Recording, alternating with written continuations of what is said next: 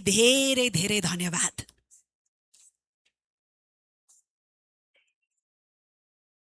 If I may call for your kind attention, we are now all set to commence with the symposium formalities.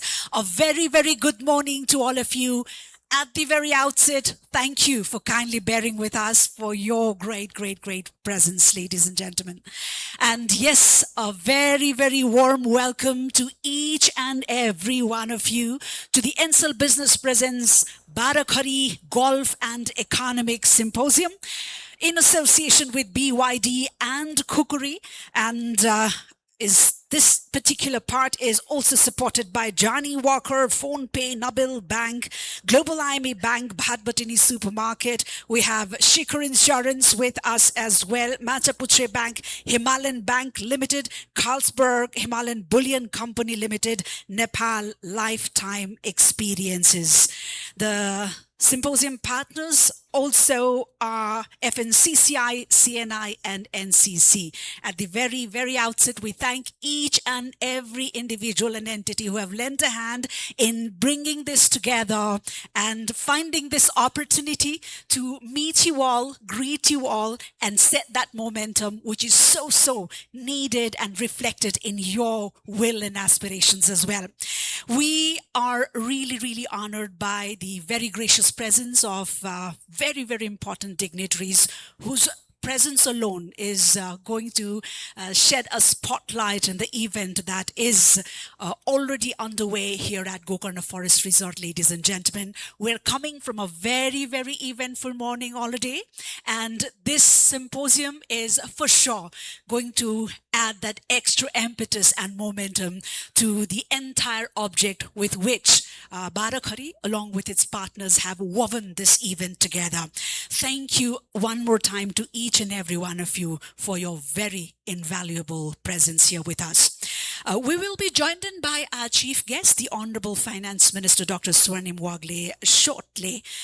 For now, ladies and gentlemen, I'm really privileged to extend the warmest welcome to our high dignitaries who have already graced us here. Our sincere gratitude and a warm welcome to former Finance Minister, Mr. Rameshwar Khanal, who's positioned paper today here at this symposium will certainly help frame Nepal's fiscal and policy pathways, ladies and gentlemen. We are also joined in by representatives from various entities of Nepal government, other stakeholder entities, leaders from various walks of life, from business, policy, media, who certainly add that extra light to this assemblage here. Allow me a moment to extend our warmest welcome to our keynote speaker, Mr. Amitabh Kant, the former CEO of Niti Aayog India, G20 Sherpa of India, whose experience of driving large-scale structural reforms certainly offers valuable perspective for economies in transition like ours, ladies and gentlemen. We're also joined in by distinguished leaders from the private sector, Mr. Chandra Prasad Dhakal, the President of FNCCI. We have Mr. Birendra Rajpande, President of CNI, and Mr. Kamlesh Agarwal, the President of NCC, whose voices certainly will reflect the lived experience of Nepal's economic landscape here at this forum, ladies and gentlemen. We also acknowledge Mr. Michael Foley, the CEO of NCELL, bringing an important sectoral perspective from telecommunications and industry, as we all know, very, very central to Nepal's digital and economic transformation. And of course, a sincere appreciation to Mr. Pratik Pradhan, the chairman of Baahrakhari Media. Thank you for convening this timely and very, very important dialogue. And to each and every personality and guest who have graced us today, our gratitude from the deepest corner of our heart for your very, very valuable presence. Said that, ladies and gentlemen, may I now invite all of you to kindly rise for the national anthem.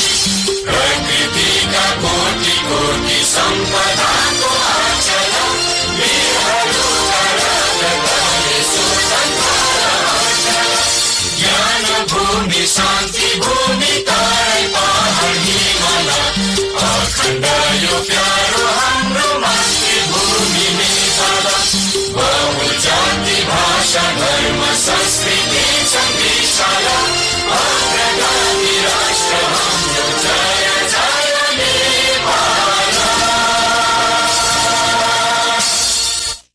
Thank you, distinguished guests, ladies and gentlemen.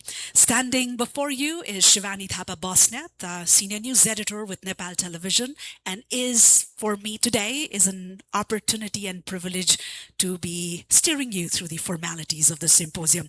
And yes, we have with us now our chief guest, the Honorable Finance Minister, Dr. Swarnim Wagle. Ladies and gentlemen, we extend the warmest of welcome to our honorable chief guest to this very, very important gathering here in the heart of Kathmandu. We extend our deepest gratitude to the Honorable Finance Minister for gracing us despite his very, very busy schedule. And yet, we gather at a very, very consequential moment. We all know that. Nepal today stands at a very delicate intersection, that of promise and pause. Ladies and gentlemen, we are a nation rich in resources, rich in resilience, and yet still searching for the policy clarity and structural momentum that can translate potential into performance.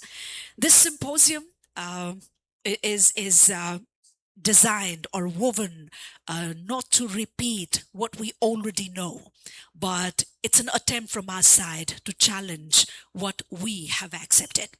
And over the next 2 hours, we will move beyond the rhetoric. That's the attempt that we want to make, into reflection, beyond aspiration, and towards actionable thinking. That's what we aim to reap from the 2 hours that we are under this very, very roof. One more time, we thank you all for your very, very invaluable presence, which in itself is adding a lot of impetus to the object that we bring in. Now, to set the tone for today's dialogue, to give you the context, the intent, and of course the direction, I have the pleasure of inviting up to the podium the chairman of Baahrakhari Media, Mr. Pratik Pradhan.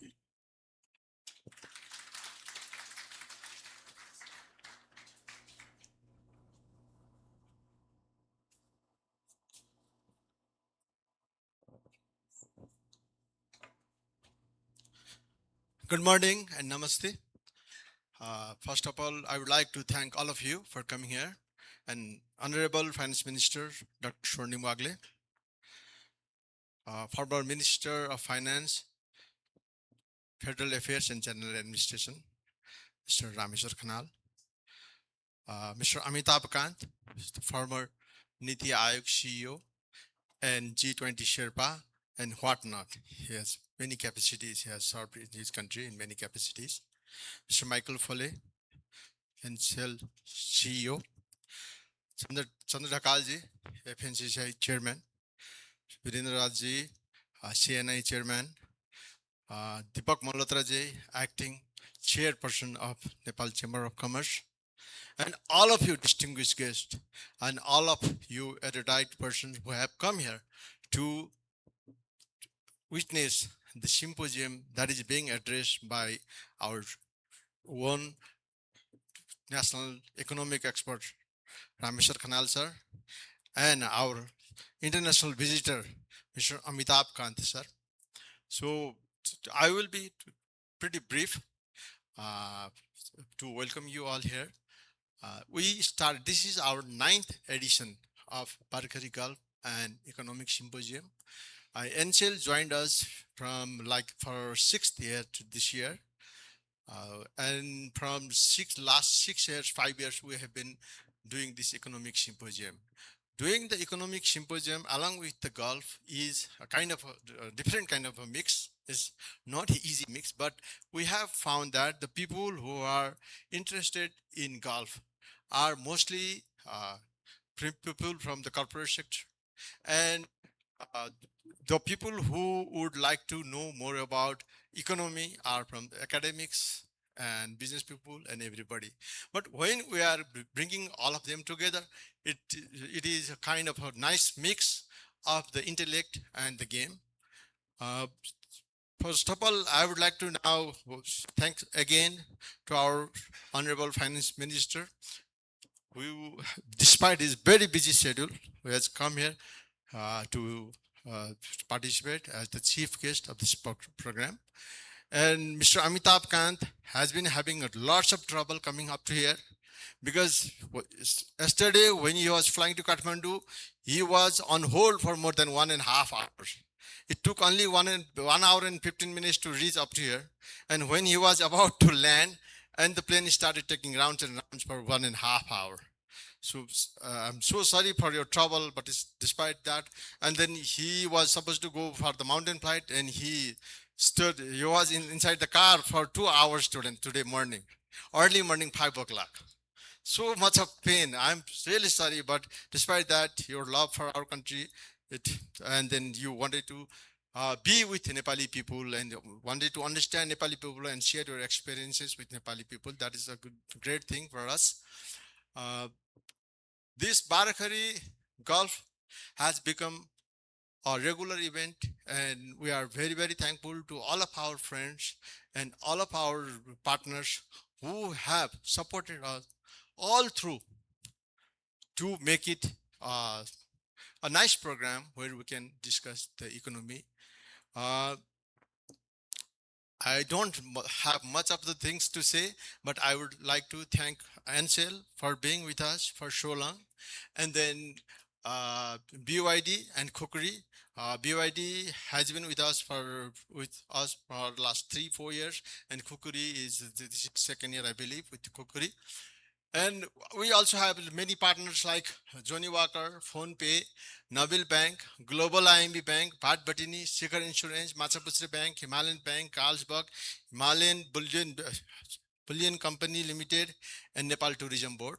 Without their support, this program would not have happened. It would not have been easy without their support. So thanks to all of them. And this symposium was especially partnered by FNCCI, CNI, and Nepal Chamber. Thank you all for being our partners and for making this happen. And all of you, for on the Saturday morning, you came here early morning, and then you spent so much time for the program to start. Hopefully this program will be helpful. And I would also like to thank my team, which has worked day in, day out for over a month to make it happen. So my special thanks go to my MD, Mr. Ganeshwar Acharya. He has worked pretty hard, and to other colleagues. There are like many, I cannot take all of the names. And I believe you people might know about Mr. Amitabh Kant. That is the reason you people are here. But still, I would like to explain a few things about Mr. Kant. He is a bureaucrat. He started as an IAS officer as the 1980 batch, and then after getting retired, he became the CEO of Niti Aayog. Then he became the Sherpa of G20. He is on the board of many multinationals of Indian multinationals company. And he was the person who drove the campaign, major campaigns like Incredible India, Startup India, Make in India, and he has written many books. So if you go on the website, if you go to Chat GPT, wherever you search about him, you will get many things about Mr. Kant. And we also know about Mr. Rameshwar Khanal, who was also a seasoned bureaucrat. He became the minister, and he has done a lot for Nepali economy. He was also the chairperson of many commissions and all.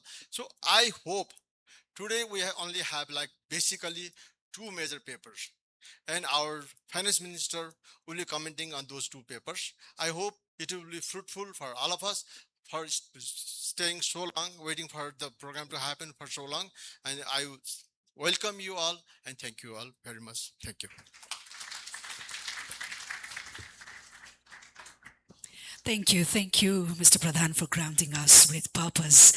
Said that, we want to quickly acknowledge the presence of the chairman of the Bankers Association, Mr. Santosh Koirala.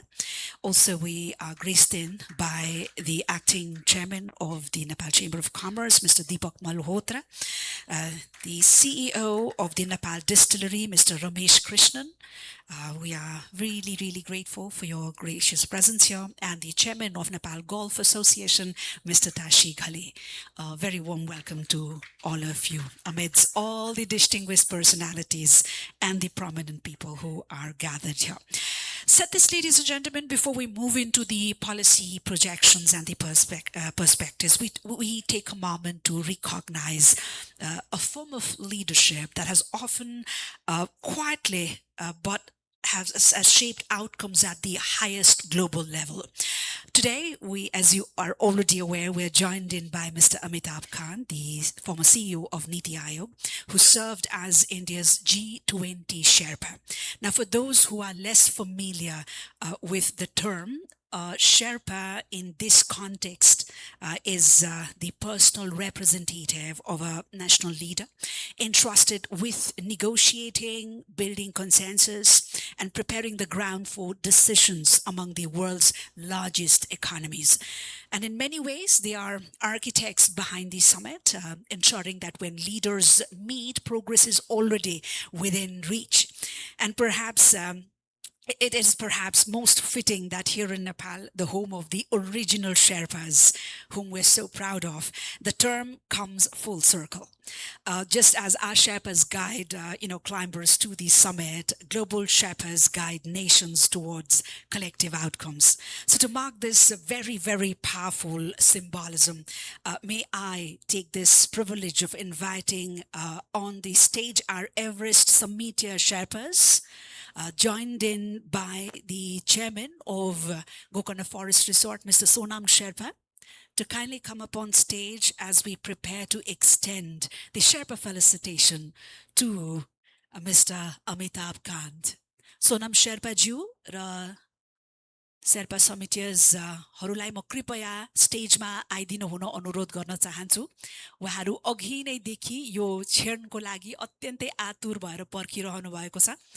हाम्रा अत्यन्तै महत्त्वपूर्ण अतिथिज्यूलाई यो एकदमै हृदयको गहिराईबाट आएको शेर्पाहरूको आफ्नै भूमि सगरमाथाको काखमा G20 Sherpa जो हुनुहुन्छ इन्डियाको लागि पहिले श्री अमिताभ कान्त ज्यूलाई यो सम्मान प्रस्तुत गर्नको लागि म उहाँहरू सबैलाई मञ्चमा आमन्त्रण गर्न चाहन्छु र सोनम शेर्पा ज्यू गोकर्ण फरेस्ट रिसोर्टका अध्यक्ष पनि हुनुहुन्छ। उहाँलाई पनि शेर्पा समिटियर्सहरूको यो टोली सँगै माथि मञ्चमा पाल्नु हुन अनुरोध गर्न चाहन्छु। पुनः एकपटक सगरमाथा आरोही ज्यूहरूबाट अब हाम्रा अत्यन्तै महत्त्वपूर्ण अतिथिज्यूलाई यो सम्मान प्रस्तुत गर्ने क्षण आदरणीय महानुभावहरू। Ladies and gentlemen, please join me as I invite very humbly Mr. Amitabh Kant to kindly grace the stage and accept this felicitation.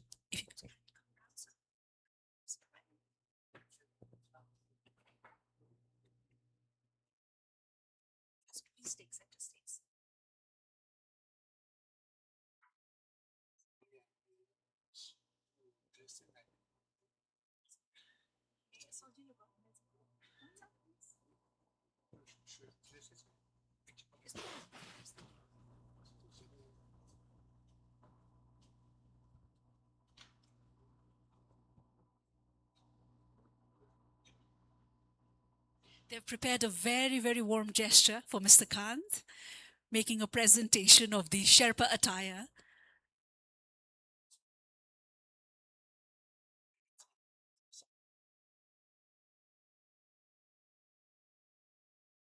A Sherpa hat, ladies and gentlemen, presented by the Everest Summiters to the G20 Summiter of India. What a moment is this for Nepal and for the long cherished Nepal-India ties as well. And thank you to Mr. Amitabh Kant for so warmly accepting this presentation. May I invite all of you for a quick group photograph now, please?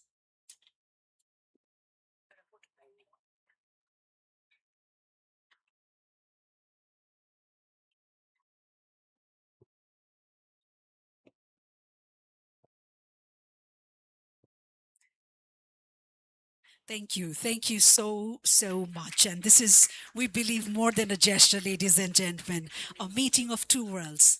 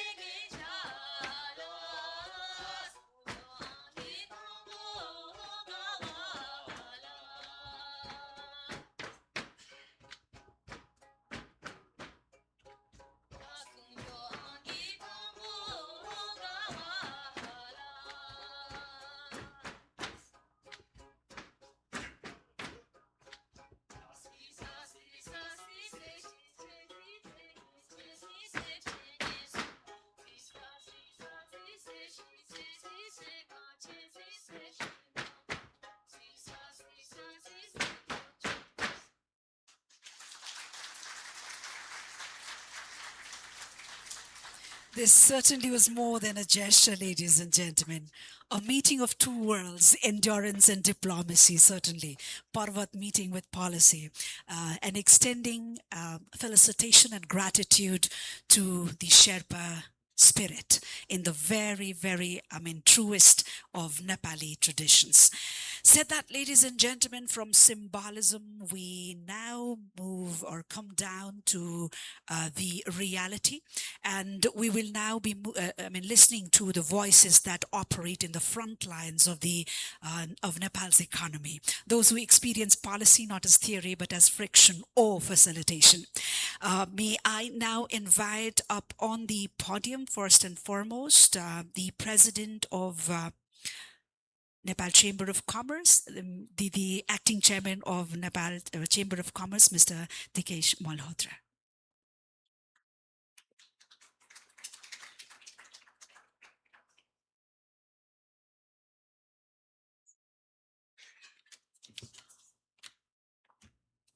Thank you.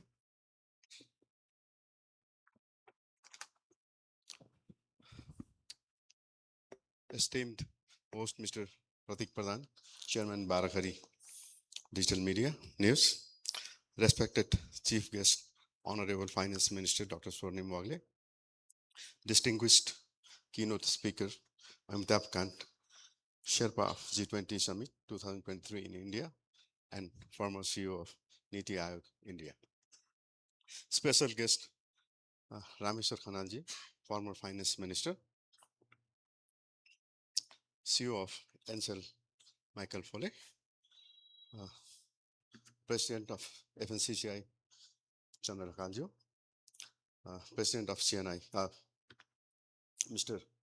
Birendra Pandeji, and Mr. Ganeshwar Acharya, MD Baahrakhari, and IPP of Nepal Chamber of Commerce, Mr. Rajendra Malla, distinguished guests, members of the media, ladies and gentlemen, good morning and a very warm welcome to all.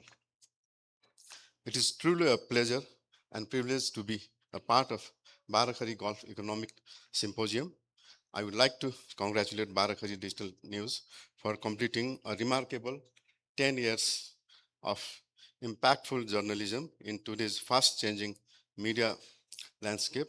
Sustaining credibility and relevance for a decade is no small achievement. Equally commendable in Baahrakhari's commitment to sport for the past 8 years and now entering its 9th edition. This golf tournament and economic symposium has become a signature event. Such initiatives go beyond sports. They build networks, promote tourism, and position Nepal on the international golfing map. Golf in particular connects business leaders, policymakers, and global communities, making it is a powerful platform for both economic dialogue and relationship building. Ladies and gentlemen, we are especially honored to have with us today a distinguished personality, Mr. Amitabh Kant, a visionary bureaucrat and reformer, Mr. Kant has played a transformative role in shaping modern India's economic narrative, from leading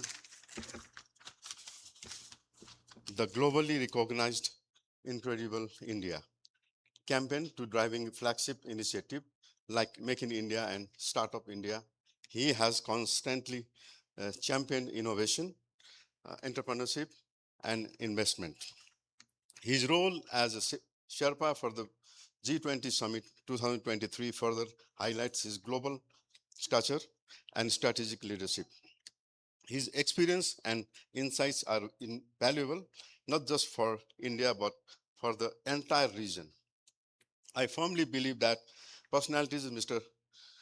Kant can play a crucial role in strengthening economic and strategic ties between India and Nepal, especially in areas such as trade, tourism, digital economy, and cross-border investment. We are truly honored to have him among us today, respected guest. Nepal stands today at a very important juncture with the formation of a new government backed by a strong near two-third majority, there is renewed hope and optimism across the nation. This is particularly significant because in the past 36 years of multi-party democracy system, we have never witnessed such political stability.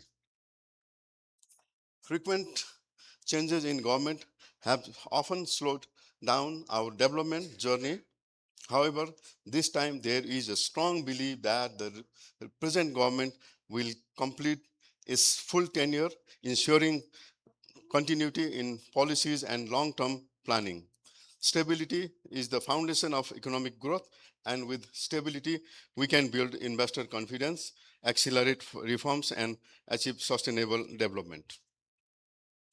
At the same time, we must look ahead and embrace the future. One of the key priorities for Nepal should be digital transformation and introduction of 5G technology in the near future will no longer be a luxury. It is a necessity. A strong digital infrastructure will not only modernize our economy, but also create new opportunities in education, healthcare, e-commerce, and governance. Digital Nepal can unlock immense potential for our youth and entrepreneurs. Tourism is another sector where Nepal holds a natural advantage. Strengthening tourism collaboration with India can bring tremendous benefits with cultural, religious, and geographical proximity.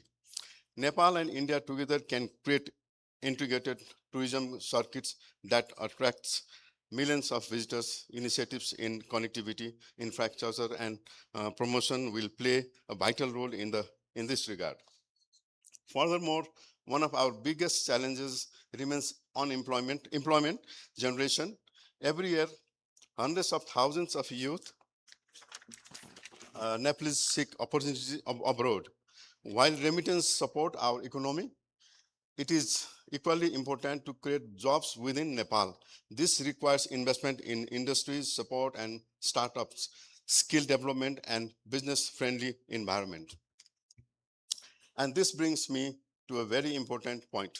No government alone can, Excellency, no government alone can drive economic growth. We need strong collaboration between the government and the private sector.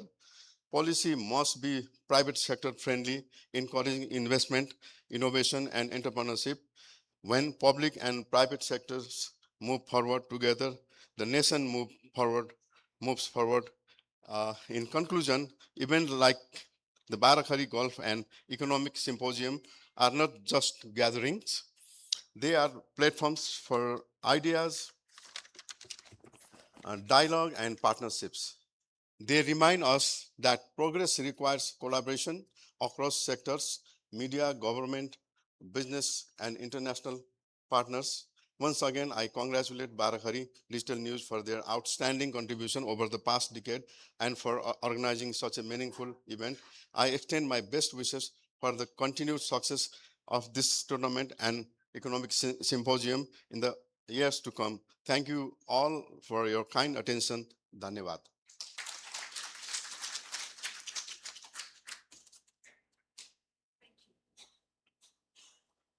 Thank you, Mr. Deepak Malhotra. Thank you indeed. May I now invite up on stage the President of CNI, Mr. Birendra Raj Pandey. And in the interest of time, I request all these speakers to kindly be precise and brief. Thank you so much.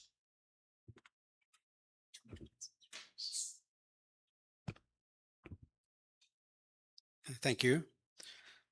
Respected Executive Chairman of Baahrakhari Media, Honorable Finance Minister, respected former Finance Minister, Mr. Amitabh Kant, Mr. Michael Foley, Presidents of FNCCI, Nepal Chamber, distinguished guests, ladies and gentlemen, my warm greetings to you all. First of all, I'd like to extend my sincere appreciation to Baahrakhari Media family for organizing this important and continuous initiative of linking sports, particularly golf, with the economy. At the same time, I commend the organizer for hosting this meaningful discussion on how Nepal's economic transformation can be achieved and how we can build a stronger and more resilient economy. I wish the event every success.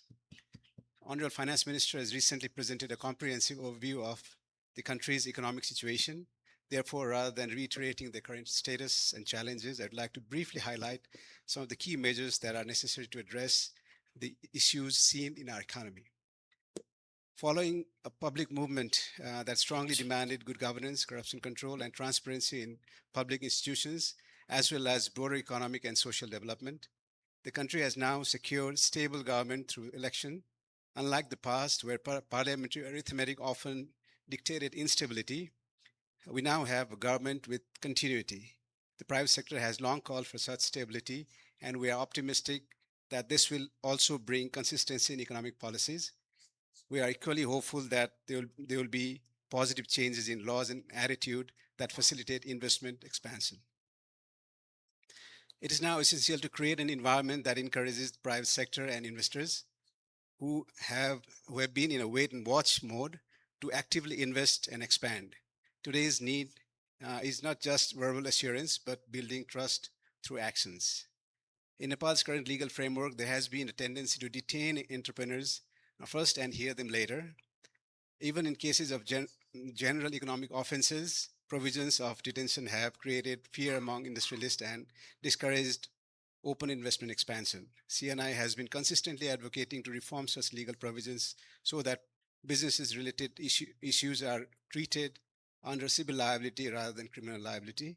Accordingly, legal reforms should ensure that economic offenses are dealt with through financial penalties rather than custodial measures. Industrialization is a prerequisite for economic transformation and job creation. Therefore, it is crucial to facilitate the establishment of industries and reduce cost of doing business.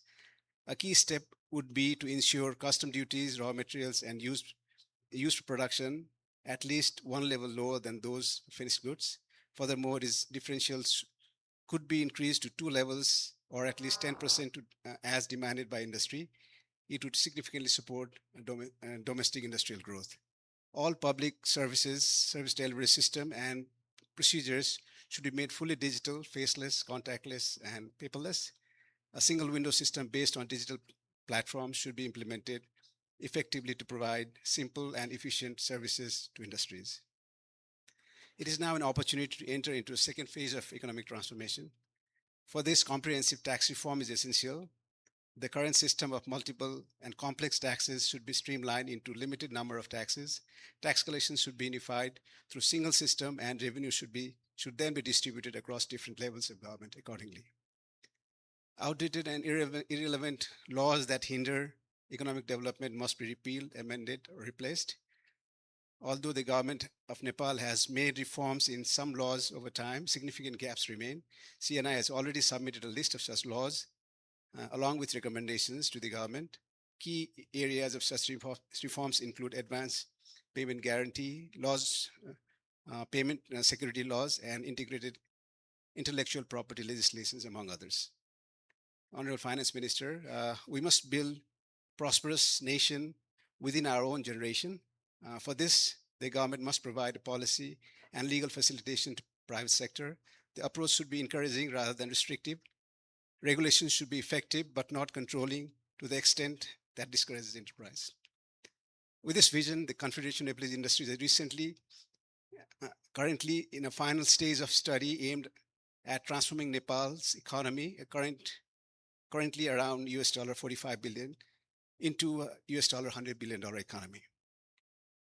The study indicates that if Nepal can achieve an average annual economic real growth rate of around 6%, the economy could reach $100 billion by around 2033 in nominal terms and by 2039 in real terms. By 2050, the study projects structural transformation of GDP compositions. Agriculture contribution is expected to decline from currently 25% to around 13%. Industry share expected to increase from 13% to 16%. And the high value service sector is projected to grow from 62 to 71%. We'll soon organize a broader consultation program to gather feedback from stakeholders on the study. Based on these inputs, We are preparing to publicly release the detailed report in near future. I once again thank Baahrakhari Media for continuously promoting the integration of sports into economy through this initiative. I express my best wishes for the continuation of such efforts in the future. My gratitude to the organizers, including Mr. Pratik Pradhan and Mr. Gyaneshwar Acharya, for providing this opportunity. Thank you very much. Thank you. Thank you, Mr. Pandey. My privilege now to invite the FNCCI President, Mr. Chandra Prasad Dhagal, for his brief remarks.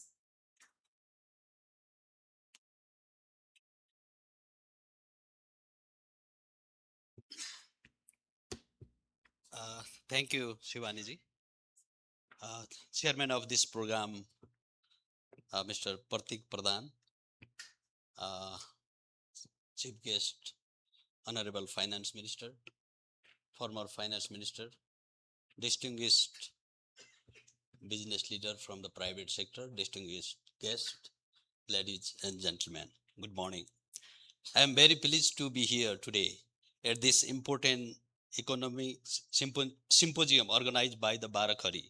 I would like to thank the organizer for bringing together policymaker, economists, and the private sector, the media at the time when the Nepalese economy is going through the both challenges and opportunities. Conversations like this are not only the useful, they are the necessary if we are serious about building a stronger and the more stable economy. Nepal today stands at a very important stage of its economic journey. Our economy is gradually recovering, and there are the positive signs. Growth is expected to improve in the coming years, and our external sector remain the stable with the strong foreign exchange reserve. At the same time, we must also accept that the pace of the growth is still not enough to meet the aspirations of our people, especially our youth. We are still a developing economy with the heavy dependence on the imports and the remittance, and we continue to face the structural challenges and need the urgent attention. In this context, I would like to clearly state that the private sector remains the backbone of the Nepalese economy. Today, the private sector contributes the more than 80% to our GDP and create the more than 85% of the total employment in the country. This shows that without the strong confidence and the protect the private sector, it is not possible to achieve the economic growth, job creation, and the prosperity. However, despite this important role, the private sector continues to face the many difficulties. There is still the policy uncertainty. There are the frequent change in the rule and procedure. Access to finance remain a challenge, especially for the small and medium enterprises. One of the important steps taken recently to address this concern in the introduction of the Private Sector Protection and Promotion Plan, or PSPP. This is the very positive initiative that was initiated by FNCCI. It reflects the clear commitment from the government to protect the business, investment and entrepreneur, and who promote the more supportive business environment. We believe that if this plan is implemented effectively, it will help the strong confidence among the investor and encourage the more economic activity. We also need to focus on improving the coordination between the government and the private sector. Policy should not be made in the isolation. There should be regular consultation, dialogue, and the partnership. Public-private partnership is not just a concept. It is a necessity for the country like Nepal, where it is infrastructure development, energy, tourism, agriculture, or digital economy, the private sector has key role to play. Nepal has the immense potential. We have hydropower resource, young workforce, growing digital sector, and the strong tourism base. With the right policy and the stable environment, we can achieve the much higher growth. We have already seen the period in the past where the Nepal achieved the growth of rate of over 7%, which shows that it's possible. The challenge is now is to create the right condition to unlock that potential again. For this, we need the policy stability, case of the doing the business, easy doing the business, access to finance, and above all, trust between the government and the private sector. We also need to focus on increasing the domestic production, promoting the export, and the reducing our dependency on imports. This will not only strengthen our economy, but also create the more jobs within the country. The role of the media is also the very important in this journey. Platform like Baahrakhari can help this shape the public discourse, highlight the key economic issue, and create awareness among the citizen. Constructive dialogue between the stakeholder can lead to better policy and better outcomes. I would like to again say that the Nepal, the future is full of possibilities, but to achieve that future, we must work together. The government, the private sector, and the media must move forward with the shared the vision. We must create an environment where businesses feel safe, investors feel confident, and innovation is encouraged. Only then can we build a strong, resilient, and prosperous Nepal. Thank you so much. Thank you. Thank you, sir. Thank you indeed. We indeed go by the very famous saying, the wearer knows the shoe pinch. And really agree to the fact that the economic transformation as well is felt more, in the ground. Thank you to all the three leaders for their representative voices and marking this occasion today here with their concerns and commitments, ladies and gentlemen. And now we move to sectoral reality. Telecommunications, which we all know stands as the nervous system of a modern economy and not limited to being just an industry. And it is globally, as well as in our vicinity, very powerfully shaping inclusion, productivity, innovation, and whatnot, right? So to reflect on the aspirations of this sector here in our own niche and its expectations from policy, I have the pleasure and privilege of inviting the CEO of NCELL, Mr. Michael Foley.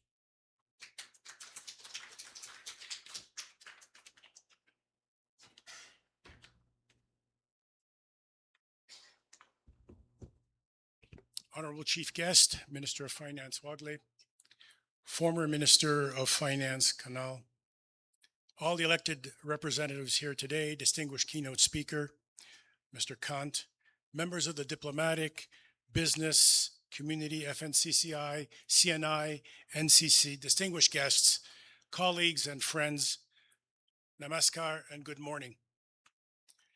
It's a privilege to be here at this conference. It's a privilege because I'm fairly new to the country, although I represent a company which is 22 years old, itself, as you might think, a Gen Z. I'm glad that we are allowed to be part of a constructive discussion on the future of the country. For me, it's only been about 9 months since I started my journey to Nepal, although I've had the opportunity to be here on a regular basis, having been a CEO in Pakistan, in India, and in Bangladesh in the past. I started visiting in the month of Asan and Bhadra to assess the business and the market before moving in the month of Kartik, slightly after the formative events that happened on my calendar in September 8th and 9th. I feel incredibly privileged, uniquely privileged to be here to witness what is happening and which is on the lips of young people all around the world. And I will give you some evidence for that. What is happening here, perhaps because we're in the middle of the forest, we can't distinguish the trees, but has not happened in Madagascar, has not happened in Kenya, did not happen in Sri Lanka, may have happened in Hungary, certainly might have happened in New York City. We'll see what happens. But what has happened here is a very clear change, provoked by a set of events, both incredible and tragic, that have led a mere 6 months later to the creation of a firm, established, strong majority government reflecting the interests of those who stood on the barricades in September. That is unique. That is remarkable. I talk about it on a regular basis, and I'll come back to that in a second. I also tell my team that change has reminded us that markets do not operate in isolation, and businesses are connected intimately to the social, economic, and generational shifts that are part of our world. We are not spectators. We are active actors, or we are in the way. Last week, I had another privilege, and that is to speak at Harvard and MIT at a conference given on the future of Nepal. The event was organized by MIT and Harvard University students and a number of volunteers here, and was attended by 250 curated guests, mostly young people from universities around Boston. There are only 81 different universities around Boston. You know that well, sir. But including guests from all over the United States and indeed from around the world, all fascinated by what is happening here. The energy in the room and the engagement, the love and the commitment and the passion of the participants, who were almost all Nepali or of Nepali origin, was palpable. In fact, over the last few months, I've been actively talking to young people, high school, college, and university, because they are my clients. Yes, there are a lot of other people, but they are my clients, and they're what we build for. I can sense, it doesn't require a lot of perception, that this generation has very high expectations. They demand accountability, purpose, digital excellence, authentic engagement. And for us, people of the business community, this signals not an opportunity, but a profound responsibility. And history shows that resilient business are those who interpret disruption not as a threat, but as a signal to evolve. And we need to take the big picture in view. We have to evolve in what we offer, how we offer, and how businesses present themselves to civil society, the community, and young people in particular. You know this better than I do, and I live it with my own company. Our reputation could use some improving. There is hope and excitement about the opportunities created by the events in the last 9 months. This unique Nepali experience is at the center of social and political discourse, not only here, not only in Boston, but around the world. On a personal note, I have 3 children, 2 Gen X, 1 Gen Z, 1 Gen Alpha. I have 9 nieces and nephews to whom I am the father. 3 girls who are my own, 7 of 9 are girls. Pray for me. But what they want to talk about is this. In my social groups online, in the industry that cover Asia, this part of the world, a lot of people. In Northern Europe and in Africa, a lot of people. What I'm being asked is, what is happening in Nepal? Do not underestimate the impact you're going to have on young people all around the world. So let me leave with 4 key items. Delivering on the promise made to those who were martyred in September. delivering on the manifesto and the portfolio of initiatives publicly committed by this new government is not only their business. They can't do it by themselves. It's beyond a single undertaking by a minister, a government. It is for all of us, and it is not an undertaking. It is, in fact, a sacred trust to transform a country with a long and rich history. 2, time is not our friend. We must move quickly. But let me also add, patience is a virtue. Not everything is going to happen at the same time. There will be a sequence. There will be time required for results to be shown. And while we are impatient, young people are impatient, they understand that things have to happen at a rapid pace, but at a pace. 3, tolerance for risk is a necessity. There will be risks taken from a policy point of view, from a governance point of view, hopefully less in that area, but certainly we will do things that we have not done before. And remember also, forgiveness is a must. There will be mistakes.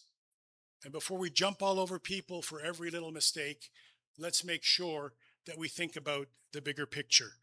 All these must be held in balance as we commit ourselves to profound change in our society and our economy. Thirdly, many of the changes promoted by the new government are based on the need for a profound technological revolution in the country.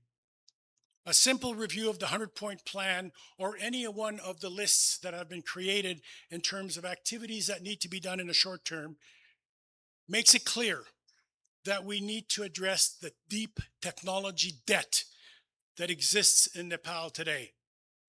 Fundamentally today, telecommunications globally is a key underpinning of society. It is one of those few technologies that have fundamentally changed the quality of life over the last 30 or 40 years. Medical, electrification, telecommunications, perhaps a few more. It is the very fabric upon which culture, community, and industry is built. My industry is a weaver. We weave the fabric upon which society builds itself in a modern world today. And we take that not only as a business, but as a vocation. We are deeply, and I mean deeply, underinvested in telecommunications, networks, data centers, let alone those data centers that might do compute, that might do advanced crypto or central bank digital currencies. This, we're well behind. We're behind investments in AI and in other areas. We are behind the curve and falling behind further. Digital connectivity is no longer optional. It is foundational. I say this without any pride.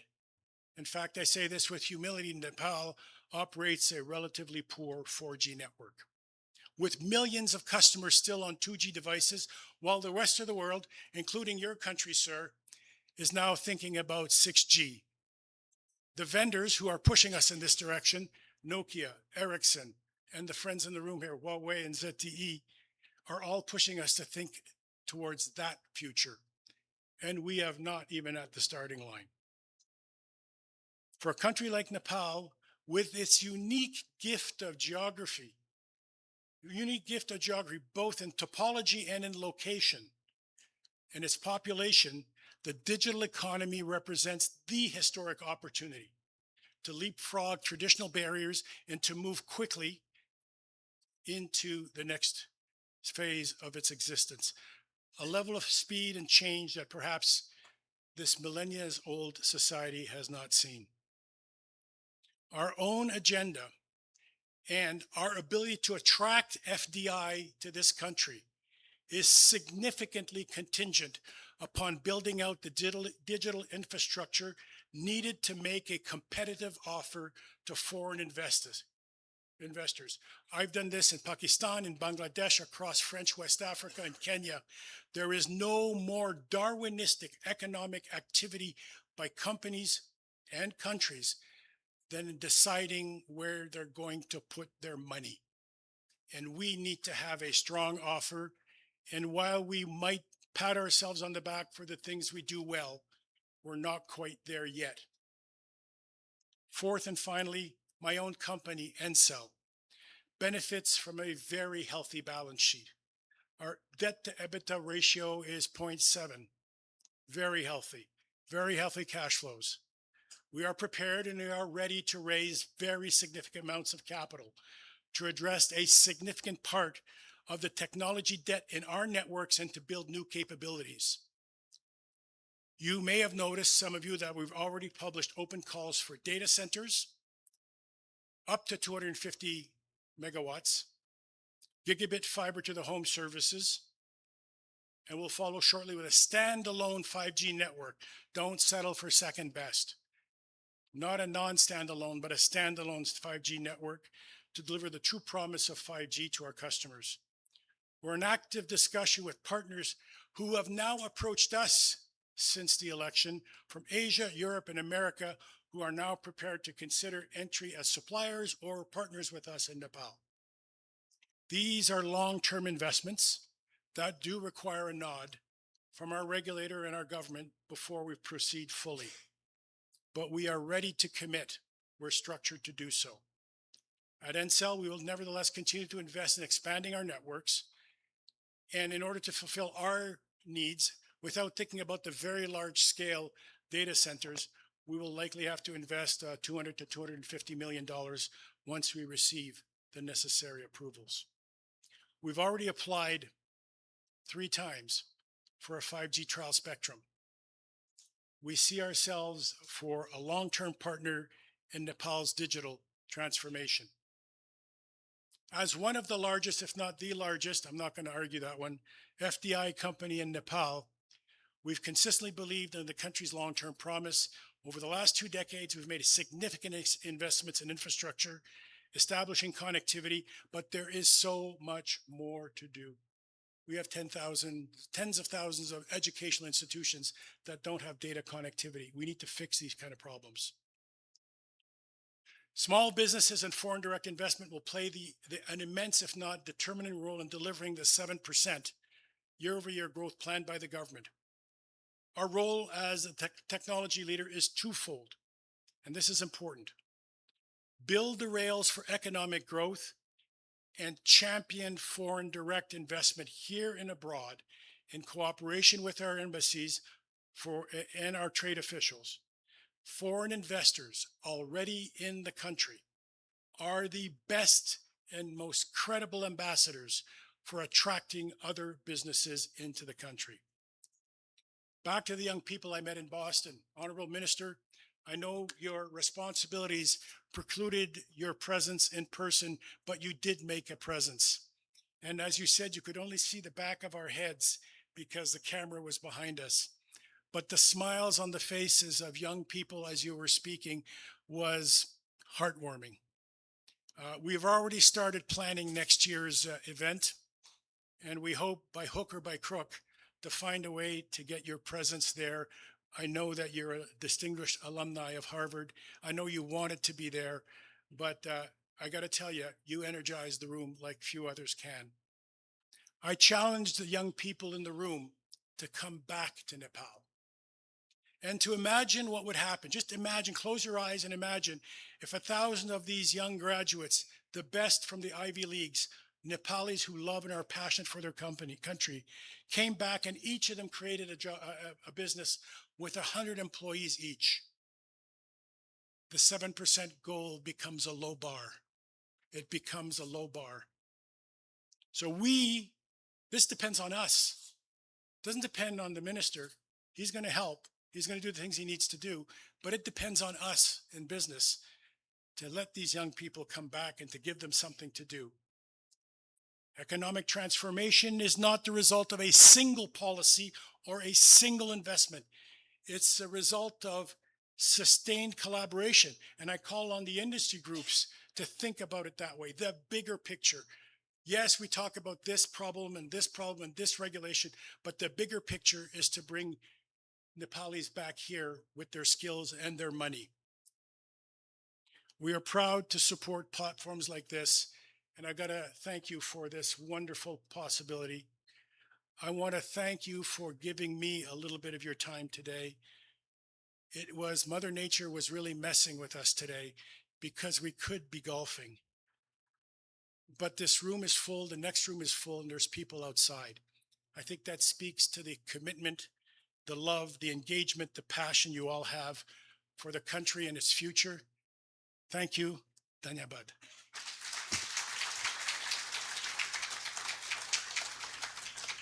And thank you, Mr. Foley, for your very, very thought-provoking statement herein.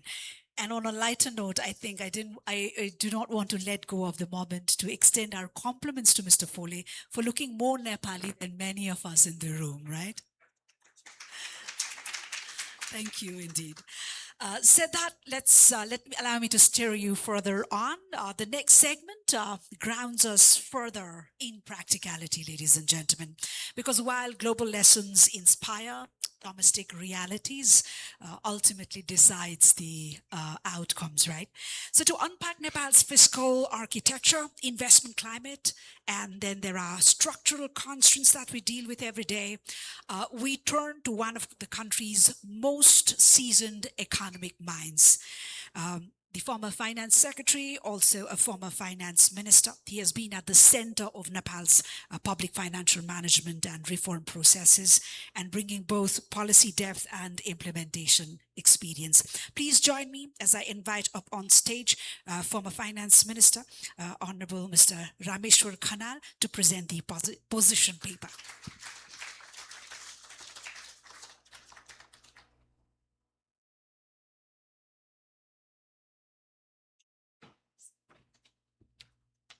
Thank you, Shivani-ji, for a generous introduction. I don't deserve much of that. Honorable Finance Minister, Dr. Shori Muagle, the keynote speaker of today's event, Amitabh Kant, business leaders, President of FNCCI, CNI, and Acting President of Nepal Chamber of Commerce, economists, intellectuals, distinguished guests, and journalists. Very good afternoon. I think we are already into the afternoon. The program started 1 hour late, and I'm told to speak for more than 30 minutes, which is not my normal pattern. I normally speak very short, but this time around I'll be speaking a little longer, so I would like to request for your patience. This is a privilege for me to be here today, so I'd like to thank Pratik Pradhan, who personally invited me to speak in this symposium. I was also the first speaker, keynote speaker, in the first of the symposiums you organized way back in Baahrakhari. So it's a privilege again. So thank you, Pratik-ji and the Baahrakhari team. Nepal sits atop the roof of the world. We are home to 8 of the planet's 10 highest peaks. Our rivers carry more hydroelectric power than most nations will ever dream of. Our soil has minerals that can power the batteries of tomorrow. Our people, young, resilient, and hungry for opportunity. Just now, Michael Foley also outlined the enthusiasm of the young people from Boston, are among the most remarkable on this earth. And yet, we import more than we export. Our youths leave before they build. Our capital flows out before it works. We are, in the most painful sense, a rich nation like a poor one, living like a poor one. Today, I'd like to speak plainly, not in the cautious language of bureaucracy, which I was normally used to, except when I was briefly minister, but with the urgency this moment demands. I'd like to propose a short fiscal and monetary roadmap, one that does not merely manage our economy, but perhaps unlocks its potentials, and perhaps also supports the growth objective of this government. To set the tone, let me point out to a few numbers. The average growth rate of the past decade is about 4.3%. We have 83,000 megawatt of hydropower potential. That is what we claim. Nearly 21% of the youths, particularly Gen Z people, are unemployed officially. And every year we receive about 1.7 trillion of remittance, and it is rising. These numbers tell a story of a nation that's on the verge of transformation, waiting for the right policies. The institutions which were corrupted in the past, they have to be corrected, and the political will to leap forward. I sense that we now have all of these three things. To recommend measures that needs to be taken up, I need to briefly diagnose the current situation, which Dr. Shoni Moagle in his recent paper presented on the situation of Nepal's economy, situation paper. He has clearly outlined. I'm repeating a few points from there. Number one, fiscal dysfunction. Nepal's public expenditure has chronically underperformed year after year. Ambitious capital budgets are announced by federal government through the annual budget, and year after year, barely half are spent.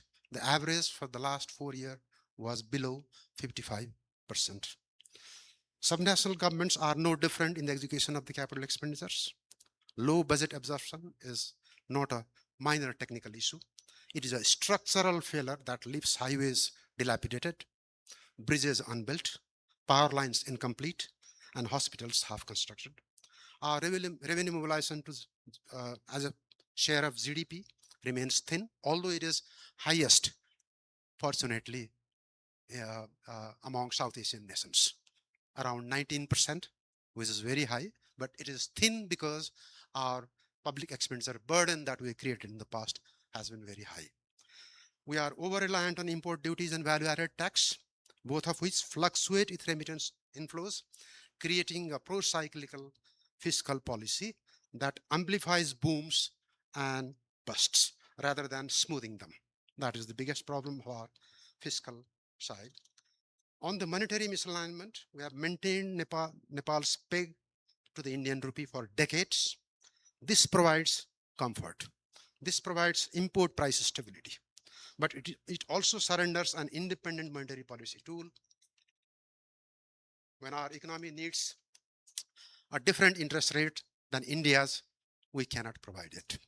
That was the reason why we faced serious problems in the last 4 years. When we need to depreciate to boost exports, we cannot. The peg is a double-edged sword, and we have rarely talked honestly about its costs. I said honestly because we have never discussed this honestly.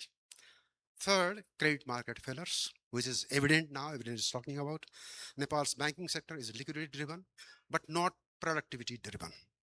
Credit flows heavily into real estate and trading, inflating land prices, diverting capital from manufacturing, and creating financial vulnerabilities. Very obvious at the moment. Agriculture, which employs the majority of our population, receives a fraction of the credit it deserves. Small entrepreneurs, especially women and youth in the rural areas, face collateral requirements that make formal credit almost inaccessible for them. Fourth, structural bottlenecks. Our landlocked geography is a constant, but it is not an excuse. Poor road connectivity, high logistics costs, inadequate transmission lines, and complex customs procedures make, in spite of all the reforms we did, it remains still a problem, make even our most competitive sectors globally unviable. We have become a net importing country when we should be an export economy of scale. Finally, dysfunctional governments. That is the reason why Gen Zs had so much of frustration. In all these years since the country became republic, successive governments led by political parties with diverse ideologies have one thing in common. All of them said that private sector is engine of growth. Every government in its first few months organized investment forums, investment summits to attract foreign investors. Every time a prime minister visits a foreign country. I accompanied Prime Minister twice to China and twice to India. Thrice to India, once to Patna with Dr. Baahrakhari to see how Nitish Kumar was doing at that time. So every time, every Prime Minister, no matter which party he belongs to, no matter what political or economic ideologies they carry, everyone said that foreign investment is very important for Nepal. Everyone invited foreign investors, and not only during the visits, but also during the visit of foreign dignitaries, ministers or secretaries. The first thing our minister said, the first thing our secretary said, that we would like to request you to send your private sector to Nepal, and many of those would oftentimes respond, you go and talk to private sector directly. We cannot compel any private sector of our country to go to your country. Your country has to have right environment. So in spite of this, domestic private sector always remains in wait and watch mode. Even now, people talk to me that although government is doing very good, excellent, until now, in 1 month, the performance has been very good, appreciated by all, except a few instances. But private sector quietly in private meetings says, we are still waiting and watching. Things may be different tomorrow. 1 month does not show the entire picture. So it's a casting only. So, and the foreign investors are scared of the delays and lack of cooperation. 5G was already due, and Michael Foley has rightly highlighted the importance of 5G in Nepal. It's not that we do not have right policies. There is certainly need for significant new age reforms. Our policies are still good, but we have rooms for improvement. But existing policies, if implemented with honesty and sincerity, those are not inadequate. However, our institutions are weak, and the people who work there aren't friendly towards investors. This is a bitter reality.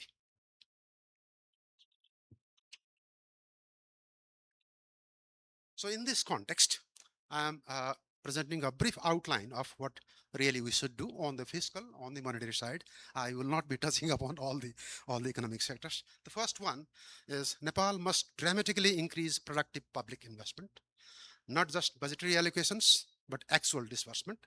I propose a national infrastructure execution agency so that the strategic, very important projects, highways, the inland container depots, trade logistics, transmission lines, optical fiber link with outside world. So that agency could implement those projects with procurement authority and multi-year capital budgets and single window project clearance, so that you don't need to go to different places to get the clearance for forest, for land, for lots of other different issues, community harmony and all those things. No more ministerial veto chains that stop a road project in its third year. No more annual budget cycles that restart 36 months project from again zero. Our target in the interim should be hydropower export at scale. Every megawatt we sell to India and Bangladesh is a dollar earned, a job created, a debt avoided. The recently signed power agreement are beginning, but we need transmission investment, grid modernization, and pricing frameworks that make Nepal the clean energy powerhouse of South Asia. This should be the short to medium term goal for us, so that we can make some money out of selling the power to South Asian countries. In the longer run, however, I advocate that we must aim for domestic industrial base that can fully use clean energy potential that we have. And data center can be immediately a good investment for making use of the hydropower generation we do. So to be precise, raise capital expenditure execution to about 85 to 90% from the current level of below 55% within 3 years via performance linked budget releases with Dr. Shodi Magle. He knows the problem. He also knows the solution. He has to give the leadership. Establish multi-year infrastructure contracts insulated from annual budget cycle allocations. The system is already there. Political will has to be there. Prioritize cross-border connectivity. Number one, roads, transmission lines, data connectivity, and trade logistics. And fast-track transmission lines to enable 5,000 megawatt hydropower export within a decade.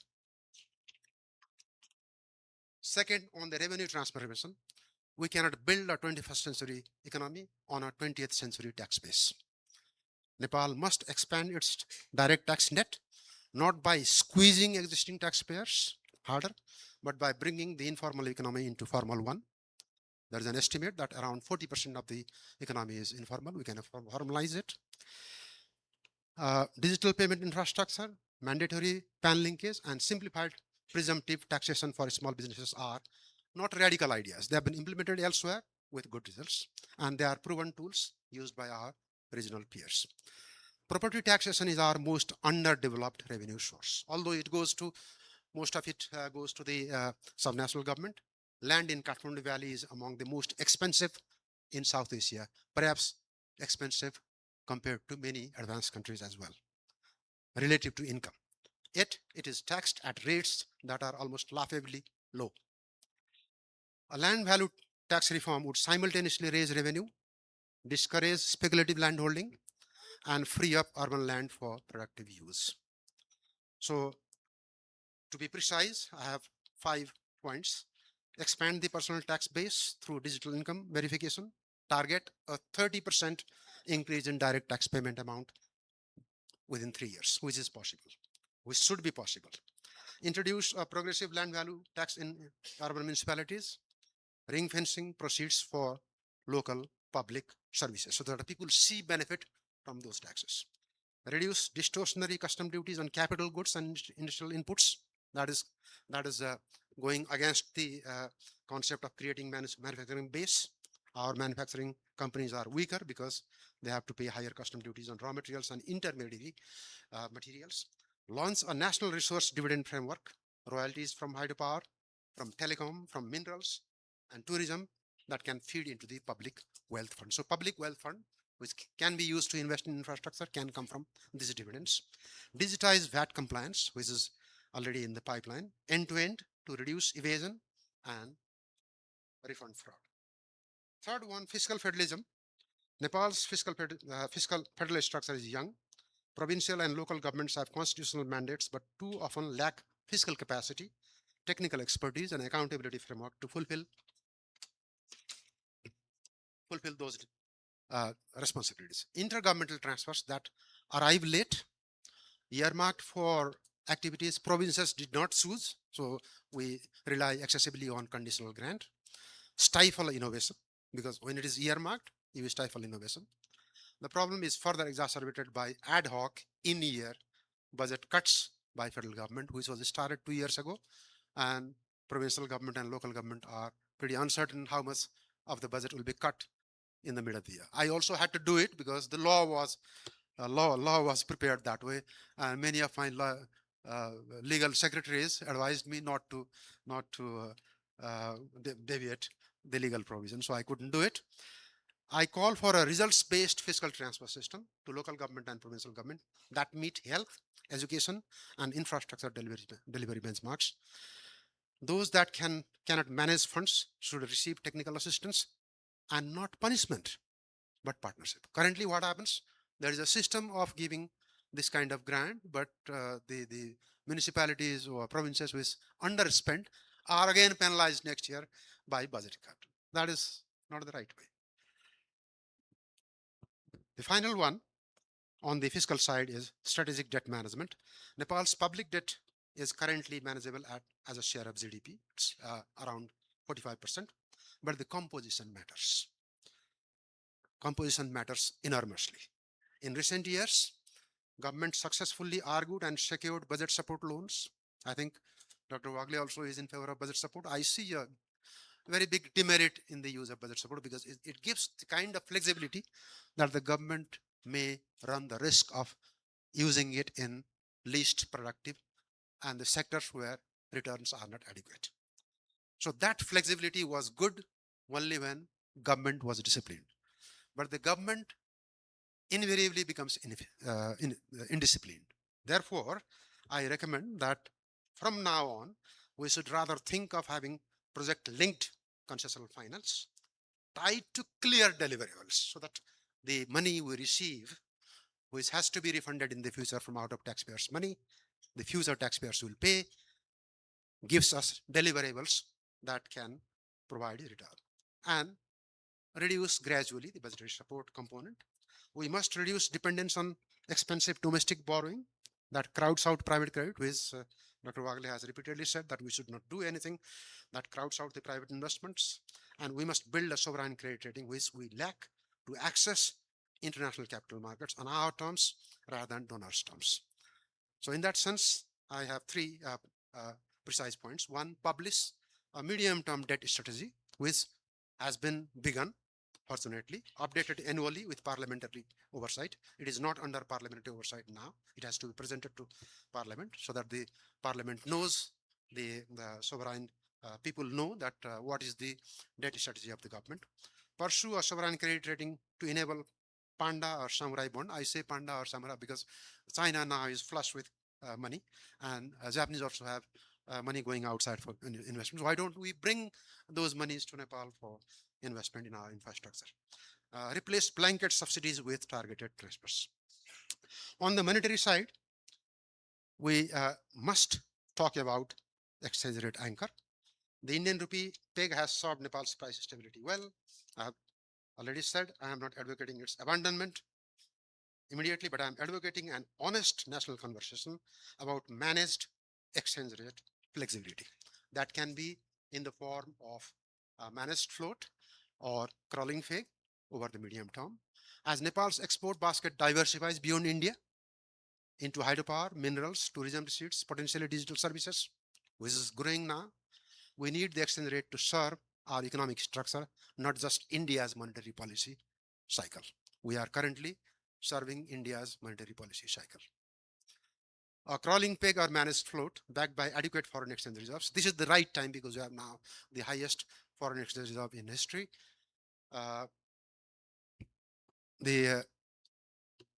Could give Nepal monetary sovereignty it needs for the next generation of growth.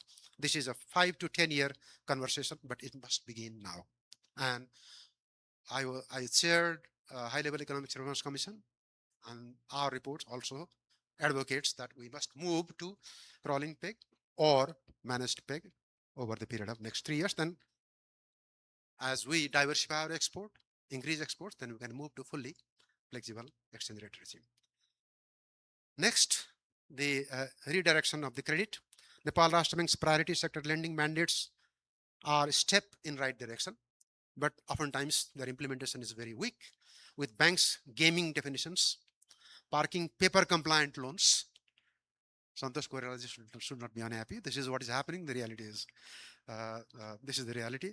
In low impact users, we need genuine credit reorientation towards, number one, agriculture and agro processing, collateral free lending against warehouse receipts and crop insurance. We need to have a new law for this purpose, trust receipt, so that the trust receipt loans can be issued.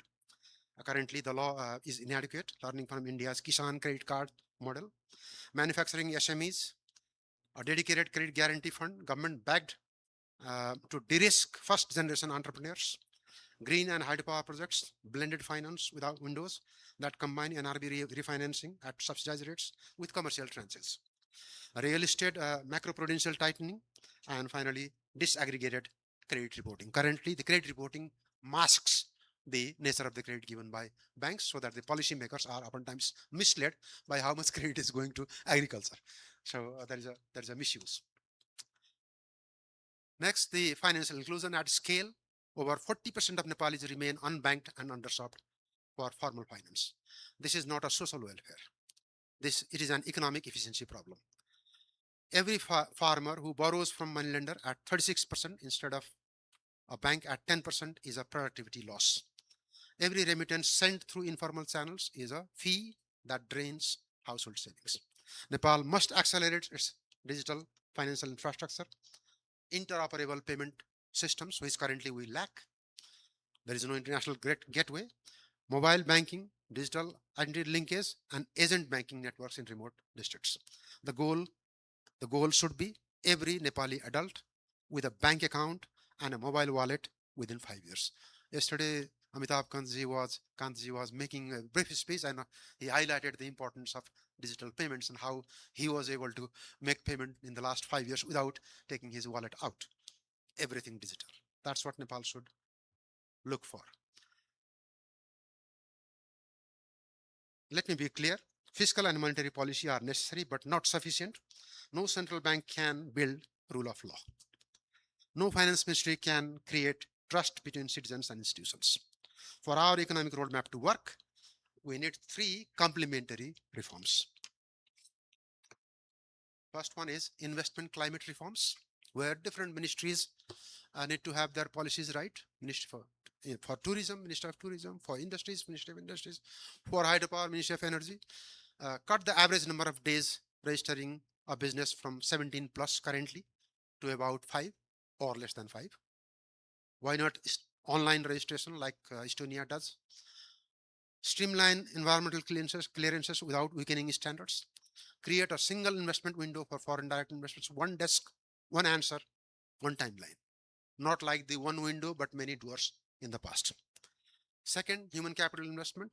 Our productive economy needs skilled workforce. Vocational training aligned to actual labor market demand, not bureaucratic curricula. English and digital literacy programs scaled to match ambition, because as you want to go out, we need to definitely have language advantage. Migration policy that creates diaspora bonds, not just remittance dependency. So our diaspora should be investors, not the remitters. Anti-corruption and governance. Corruption is a fiscal problem. It steals public money. It is a monetary problem as well. It distorts credit allocation. It is an investment problem as well. It deters capital, which we have seen recently through the investigation of our anti-money laundering agencies. The Commission for Investigation of Abuse of Authority must be empowered, protected, and staffed with people of unimpeachable integrity. Transparency is not a luxury, it is infrastructure. Finally, I would like to close with a commitment, not a forecast, with a vision. Within a decade, if we execute this brief roadmap,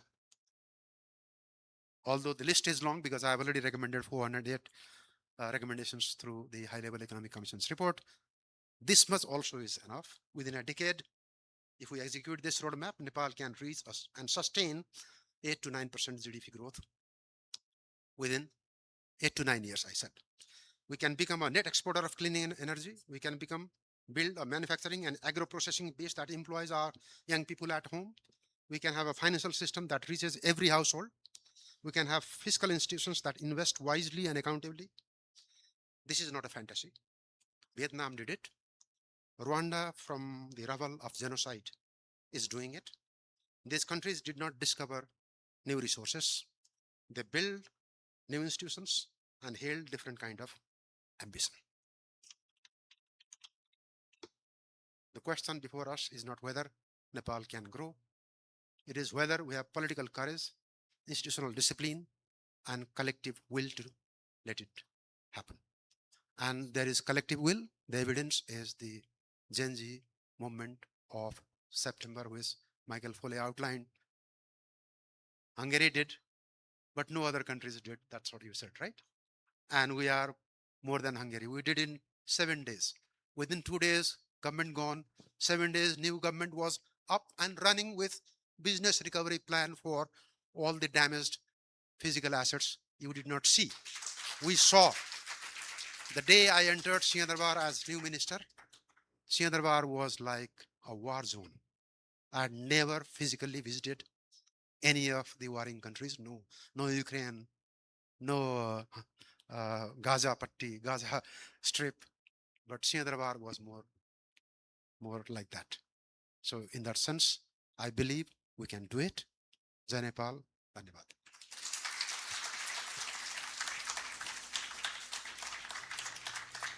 Thank you, sir. Thank you indeed for your very comprehensive, deeply insightful presentation. Thank you for your time and for your very, very invaluable insights. Ladies and gentlemen, with this, we now enter one of the major segments of today's assemblage. Now, if there is one question that sits quietly beneath, all our discussions today, it is, what does it actually take to transform potential into sustained economic momentum? And few individuals are better positioned to reflect on that than our keynote speaker.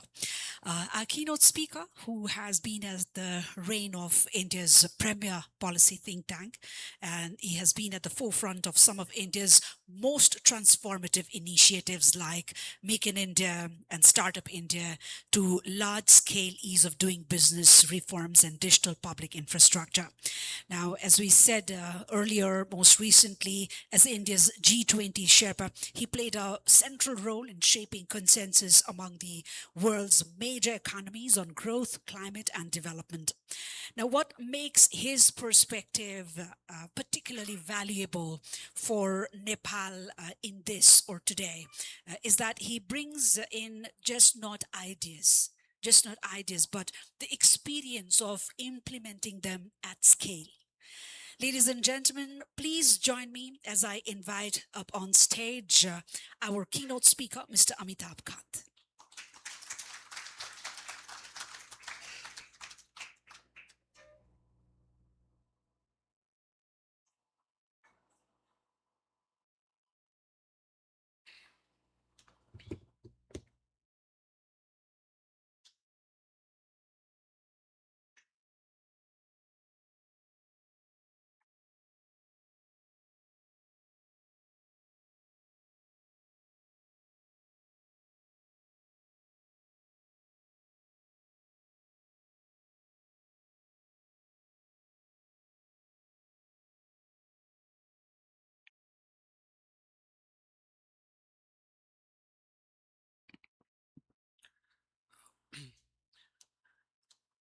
The Honorable Finance Minister and Chief Guest of the event, Dr.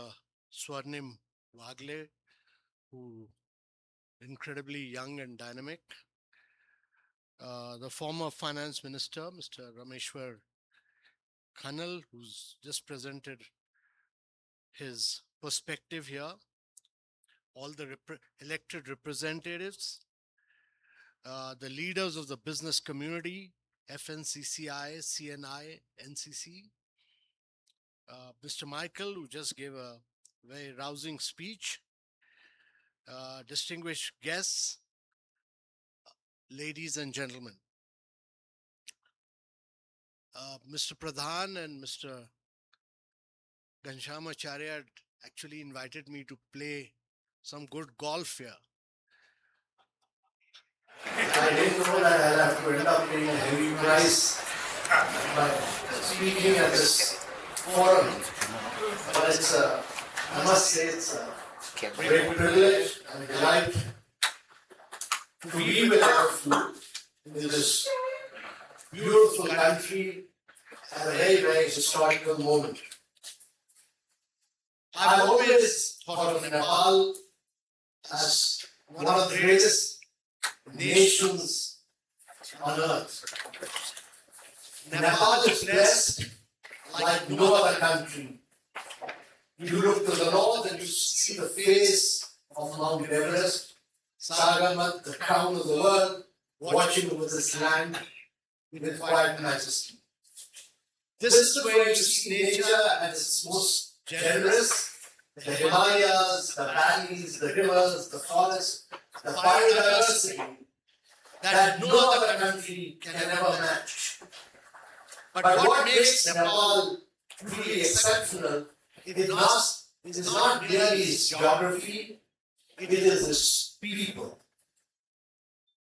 I've traveled to Nepal before and I see a kindness and a warmth here that stays with you, a happiness and resilience that has endured earthquakes, floods, political transitions, and economic challenges, and yet remains unbroken. Whether you are in the temples of Pashupatinath, the stupas of Buddha, the birthplace of the Buddha in Lumbini, or the medieval squares of Baku, you feel the depth of the civilization that has preserved its soul. And Nepal is also a land with incredible courage. The Gorkhas are legendary not just in military history, but in the values they embody loyalty, bravery, discipline, honor, these are values that define Nepal itself. And in the recent elections, the world saw those values alive in the new generation. Nepal has actually just emerged from a remarkable democratic exercise that has captured the world's attention. These elections represented a vibrant, energetic democracy driven by the voices and aspirations of a young generation. Nearly 19 million Nepalese exercised their franchise. Vast number of them from Generation Z. More than half of the Nepalese electorate today is aged between 18 and 40. More than half is between 18 and 40, and they have spoken with clarity and conviction about the Nepal they wish to see. They wish to see a Nepal that is well governed and which has integrity and honesty. The outcome reflects the energy of a young, active population ready to transform the nation and claim their rightful place on the global stage. I also want to take this opportunity to congratulate Prime Minister Balendra Shah and his team and the Finance Minister on their resounding mandate. I wish him and his government continued success in the vital work ahead. We in India look forward to working closely with the new government and build on the strong foundation of friendship, trust, and cooperation that have defined our relationship. Ladies and gentlemen, I'm truly delighted to be a part of the symposium because events like this are important. Because they create a space for ideas to meet experience, for policy to meet public understanding, and for formal diplomacy to be reinforced by a wider network of dialogue among those who care deeply about Nepal's progress. That is why I value this opportunity so much. This symposium is very timely. Its theme, Nepal's economy unleashing potentials, captures the central challenge facing every developing economy. And I'm saying this because the question today is not whether Nepal has potential. There is no doubt in anyone's mind that it has great potential. The question is, how does Nepal unlock this potential at scale, at speed, and with sustainability? And I speak there not to prescribe, that is not the objective, but to share some of real experience. Because a decade back, just 10 years back, India was exactly in the same position. We were one of the fragile 5 countries of the world. And in the last decade, we've moved from fragile 5 to be one of the top 4 countries of the world, and in another 2 years, we'll be amongst the top 3 countries of the world in size. And therefore, our successes, our mistakes, and our lessons, they have their own lessons. However, some principles of economic transformation are universal. Reform has to be bold. Governance has to be predictable. Markets must be enabled. And technology must be used to leapfrog. And execution in Nepal must be relentless and ruthless. And therefore, my belief is that it's important that I try and tell you that just over a decade ago, India was counted among the fragile 5. We had a twin balance sheet problem. The balance sheets of the banks had huge NPAs. The corporate balance sheet had debts. What was then said to be the twin deficit problem. Growth was slowing, inflation was high, fiscal and current account deficits were under huge pressure. Banks and corporates were stressed, investor confidence was weak. There was a sense that India had enormous potential, but that the system was not moving fast enough to convert that potential into outcomes, and outcomes are key. India's transformation since then has not been accidental. It has been built on deep structural reforms, large-scale digitization, infrastructure creation, financial inclusion, formalization, and a relentless focus on execution. And therefore, there are some lessons, and I would put the first lesson is that a country must create one seamless national market. India's goods and services tax was India's most ambitious tax reform. It subsumed 28 taxes, 18 cesses, and created a common indirect tax framework across a large and complex federal economy. Before GST, India's internal market was fragmented by checkposts, long queues, multiple tax rates, cascading taxes, and complex compliance requirements. And therefore, GST changed that architecture. Each of India's state is now represented in the GST Council. And therefore, my view is that taxation should not be seen merely as revenue extraction. It must be seen as an instrument of formalization, competitiveness of economy, and investment. The second lesson is the importance of targeted industrial policy with clear outcomes. We brought in the Make in India policy. India's production-linked incentive schemes were designed to build scale in sectors where India could become globally competitive. Electronics, mobile phones, solar modules, batteries, pharmaceuticals. The idea was simple. Incentives can only be linked to production, not to intent. Industry must invest, and we believe in free enterprise. So industry must invest, produce, export, and create jobs. Government can only be a facilitator and catalyst, and any incentive must be linked to increased production. And therefore, from negligible levels, India's mobile phone exports are now India's third largest exports. I had the privilege of leading the Make in India initiative from its launch. When we started, India had only 2 mobile manufacturing units, and we imported 81% of our phones from China. Today, India is the second largest mobile phone manufacturing globally, with over 300 units producing 33 crores phones annually and meeting 97% of its domestic demand. And therefore, this happened because policy, infrastructure, incentives, global lead firms, domestic enterprise, and execution all converged.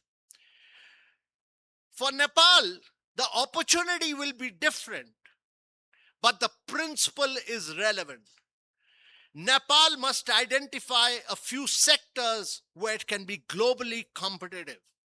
Hydropower is obvious, tourism is obvious, IT and digital services are emerging, agro-processing, medicinal herbs, high-value agriculture, wellness, education, and niche manufacturing all can become engines of massive growth. But Nepal must avoid spreading incentives too thinly. It must focus on sectors where it has a comparative advantage, create predictive policy framework, and build execution capacity of scale and speed. Governance is key and outcomes are critical. The third lesson is that telecom and digital infrastructure can be the most transformational force. India's telecom revolution was not merely about mobile phones. It was about inclusion, productivity, markets, and empowerment. India has 1.5 billion digital identity. Everybody has a digital identity. But between 2015 and 2017, we opened 550 million bank accounts. Every second bank account opened in the world was opened in India. And then we linked it up with digital identity and the mobile number. And that started fast payments. At that stage, we had only 156 startups in India. We launched the Startup India movement. And using the digital public infrastructure layer, many startups started using payment history, fast payment history to provide credit, MobiKwik, Pine Lab, etc. Then you had young startups like Zerodha, Grow Up Stock, who took stock market to tier 2, tier 3 cities. And then you had another set of startups like GoDigit and Acco, who took insurance. So India does bank opening, fast payments, credit, stock market, insurance with no paperwork. It's all on mobile. It's all within 30 seconds to 1 minute. 30 seconds to 1 minute. Anytime, anywhere on the mobile. I've not been to a physical bank. I've not used my checkbook. I've not used my credit card. I've not been to an ATM machine in India for the last 5 years. And therefore, this digital transformation is key. And therefore, I say that India's telecom revolution was not merely about mobile phones. It was about inclusion, productivity, markets, and empowerment.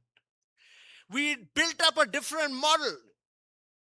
In the western part of the world, all technological revolution has been driven by Amazon, by Google, by Apple, and by Meta. But when you get on to them, your personal data is owned by them, which they use for machine learning, for artificial intelligence. You're not your owner of your data. In India, we built up the digital public infrastructure layer. The data belongs to the citizen. The model does not allow memorization of data. But on top of that, private sector competes. PhonePe competes with Google Pay. Paytm competes with Amazon Pay. And that's how innovation has taken place. It's open source, open API, globally interoperable. You can do that operation from France, from Nepal, from Singapore, anywhere. And therefore, we use this model in 700 schemes. India had the highest amount of leakage in government schemes. Money would not reach the beneficiaries.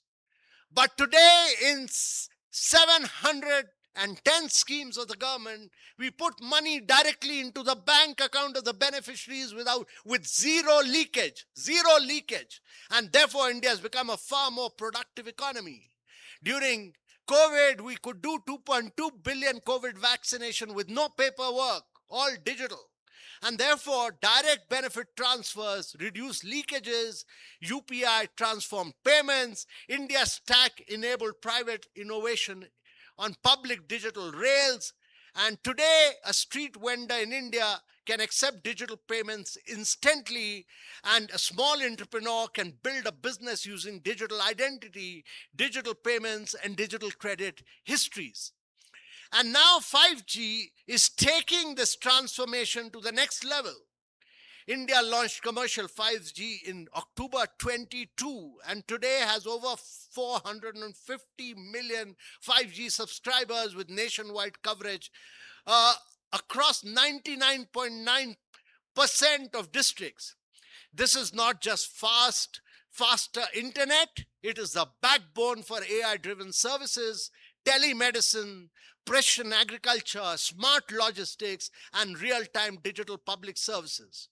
And therefore, the Bank of International Settlements said that India achieved in 7 years what it would have taken India 50 years to achieve.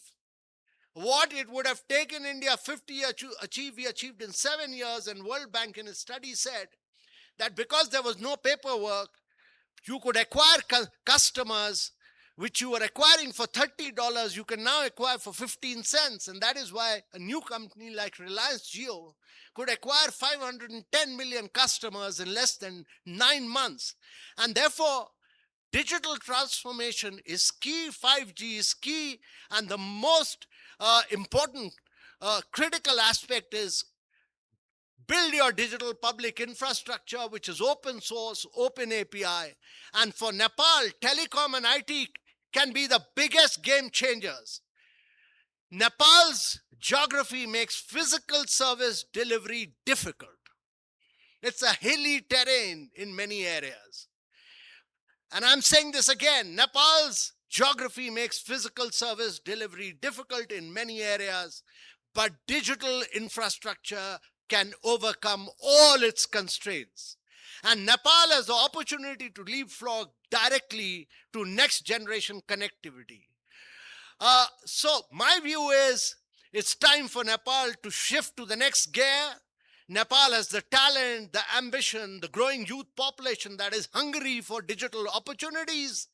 What is needed now is the policy clarity, infrastructure, investment, and public-private collaboration to accelerate 5G and digital public infrastructure.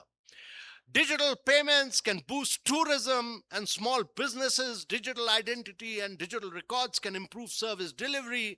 And digital platforms can support agriculture, health, education, skilling, and migration services.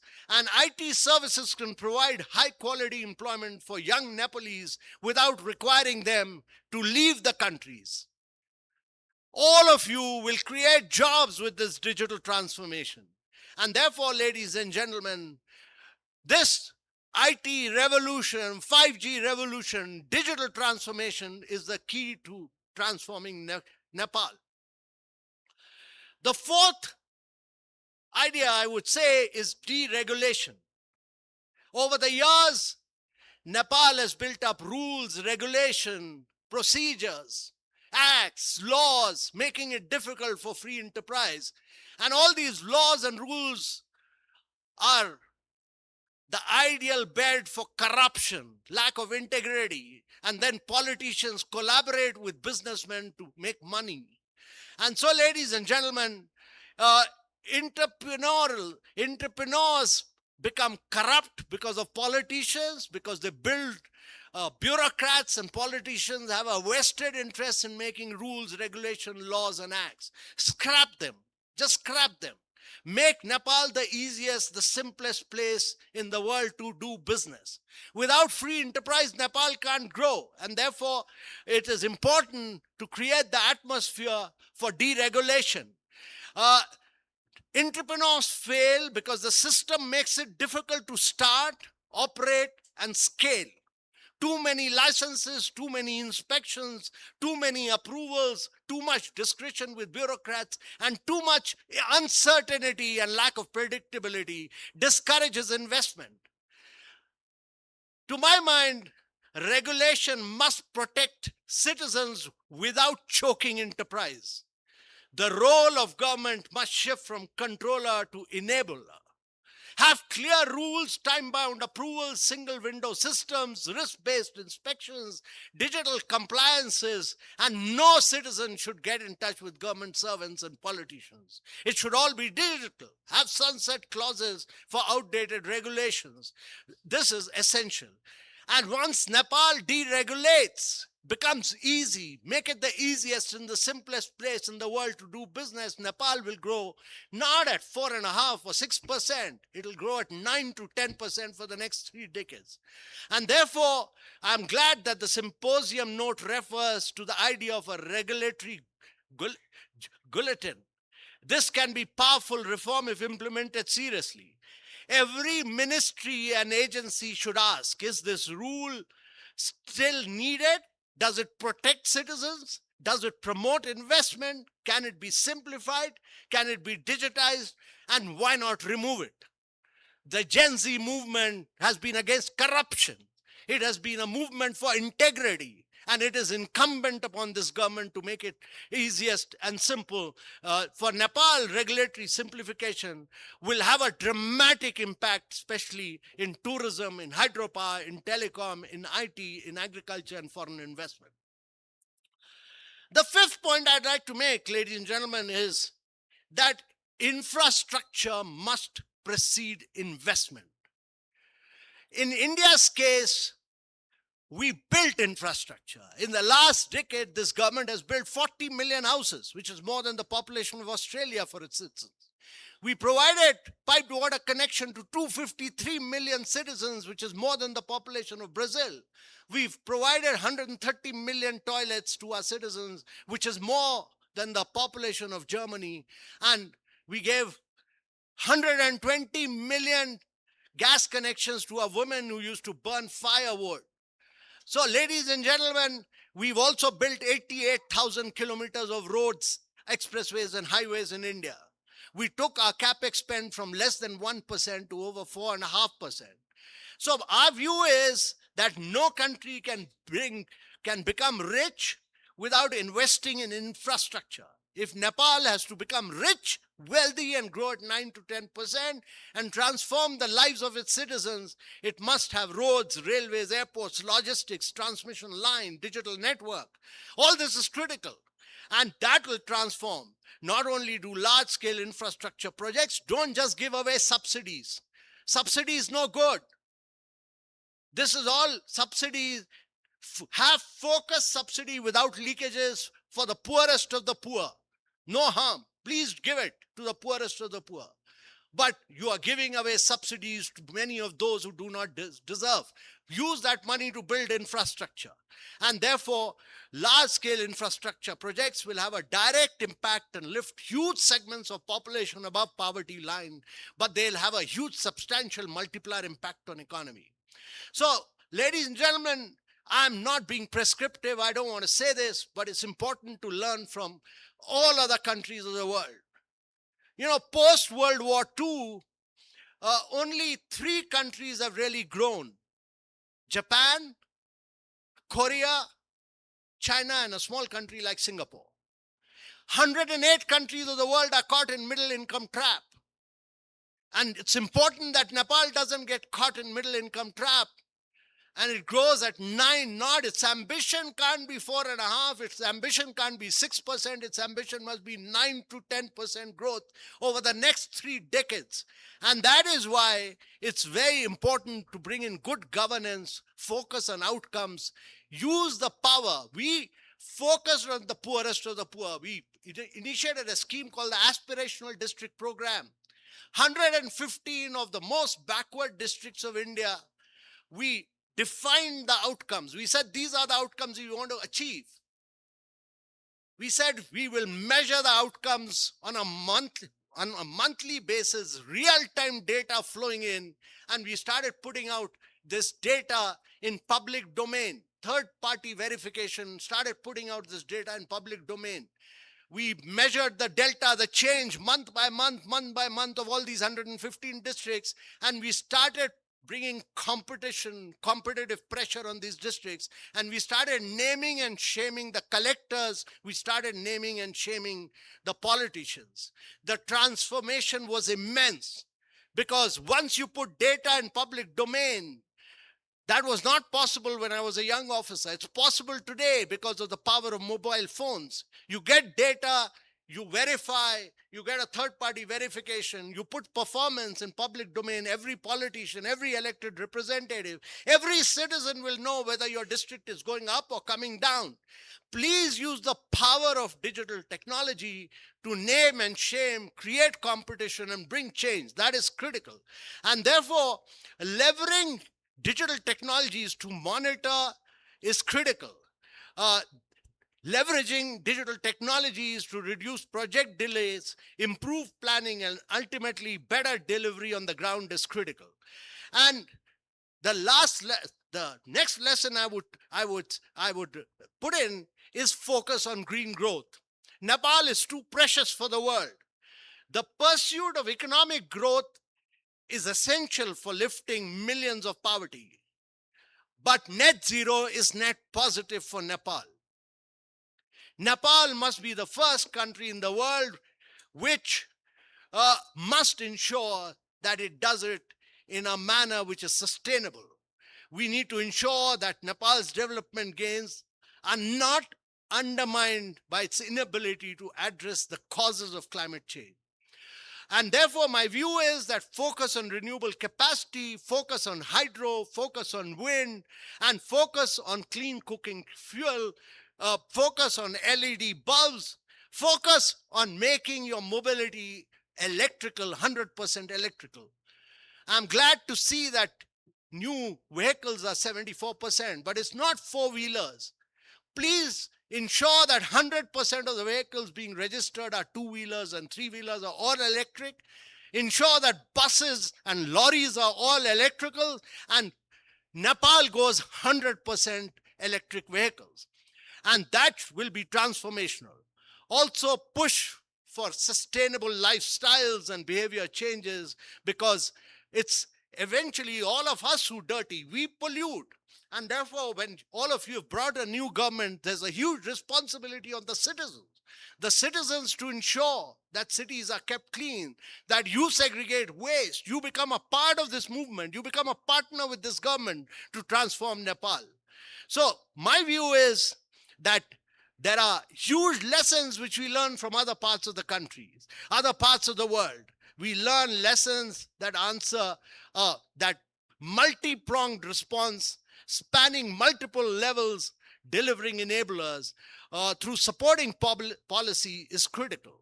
And what I learned from the experience of many of these countries, Japan, Korea, China, Singapore, all of them, is that it's important to have project pipelines. It's important to have renewable energy purchases. It's important to push for renewables. It's important in a very big way to make Nepal demonstrate to the world that it believes in green growth. It'll grow, but it'll grow in a manner which is sustainable. It must become the world's best example of sustainable growth.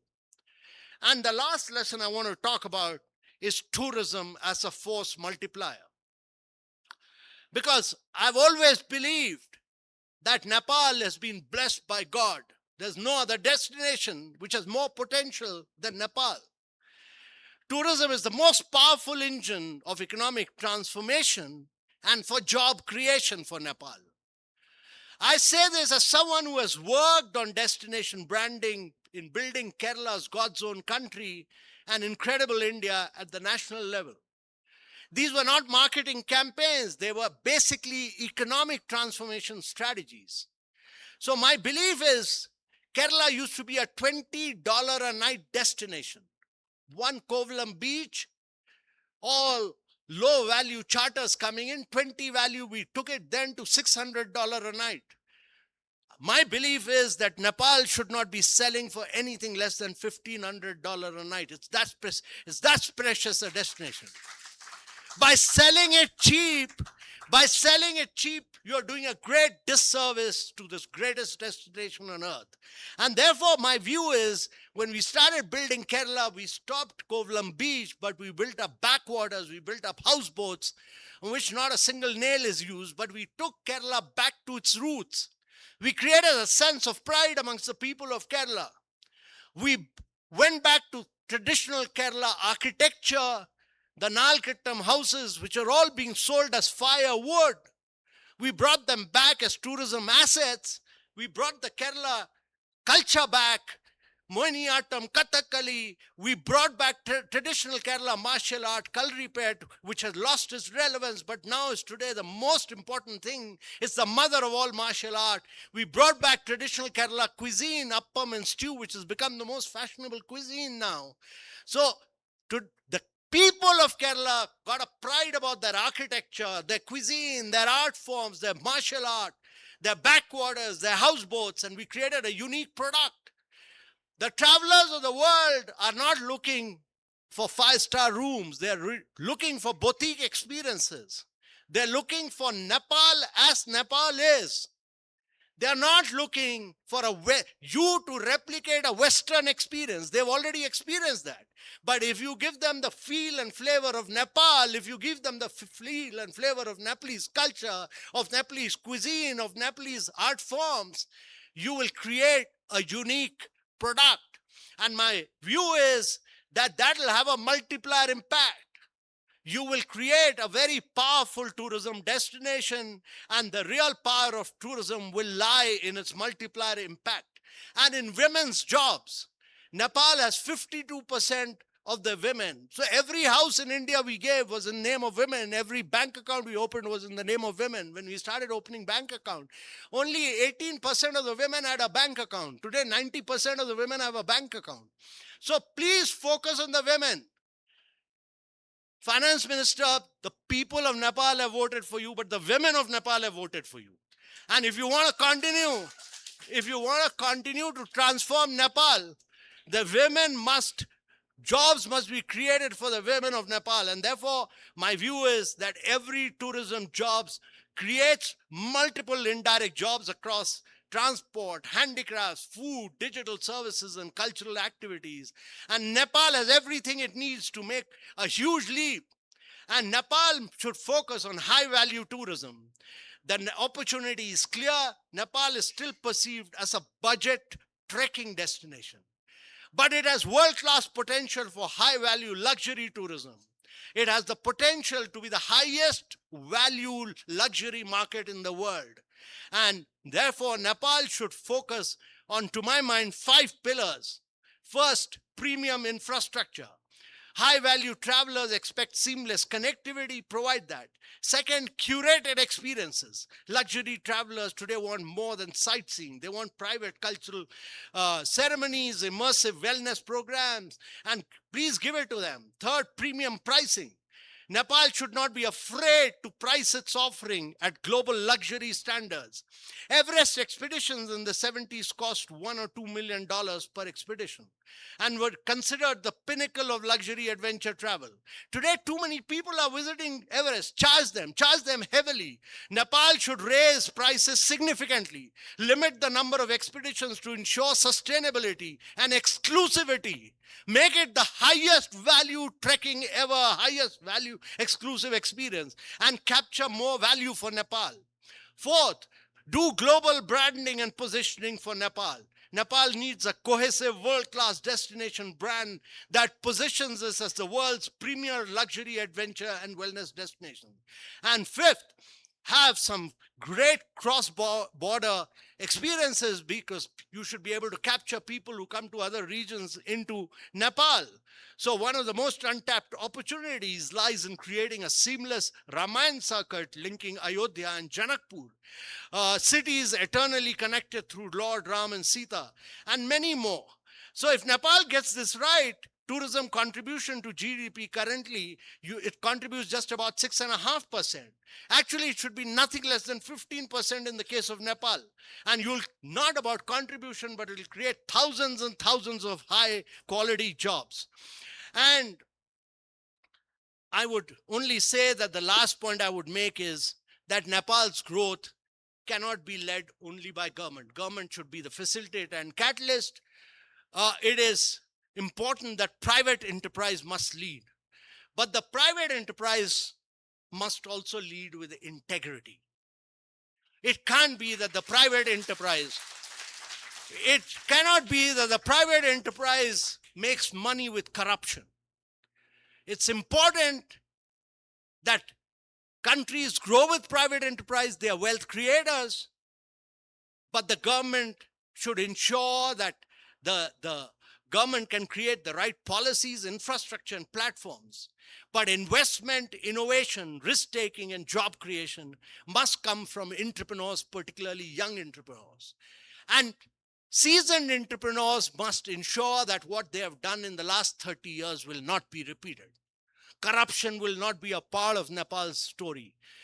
at least I've seen this in India, that in the last 10 years, there's greater integrity, there's greater honesty, there's much greater level of predictability and consistency of policy, which has enabled India to grow. And therefore, my belief is that when there is honesty and integrity, a country tends to grow for a long period of time.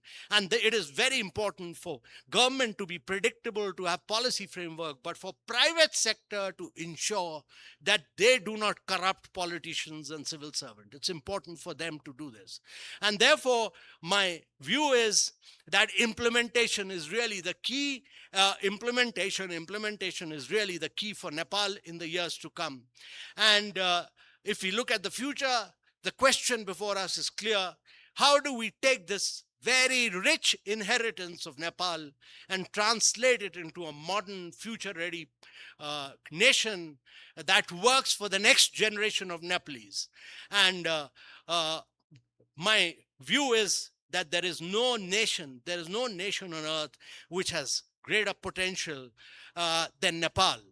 The growth must reach the last mile, whether it is a farmer in Madhya province, a small entrepreneur in Pokhara, a student in Viratnagar, a startup founder in Kathmandu. All of them must benefit.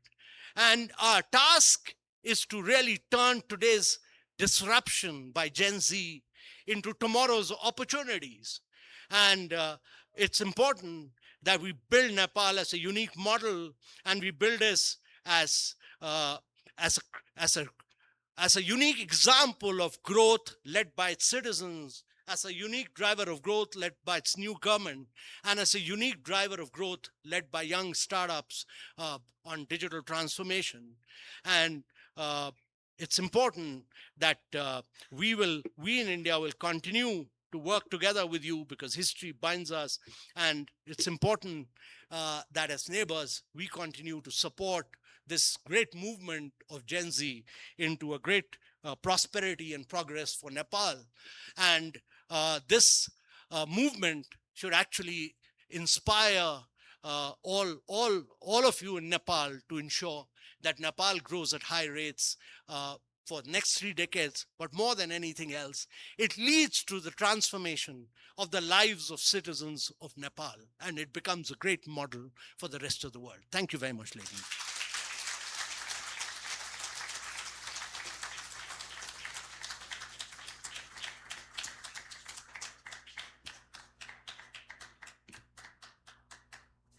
Indeed, falling short of words. But thank you, Mr. Khan. Thank you for this very deeply insightful and, must say, provocatively optimistic keynote. Thank you one more time. So that, ladies and gentlemen, time for us to move forward. And yes, at Baahrakhari, we certainly did tailor today to be pretty much eventful. Thank you so much. Yes, we'd really planned this day to be eventful and full of energy. Certainly, the energy is ascending by the hour. Thankful to all our speakers and to each one of you present here. You certainly light up, all our efforts. Today, we started with golf, which certainly is the centerpiece of our annual venture. And it commenced with the tee-off by the Chief of Army Staff, General Ashok Raj Sigdel. And then we've been golfing some ideas, perspectives, experiences, and all the insights here at the symposium. And the energy certainly is ascending by the moment, as I said.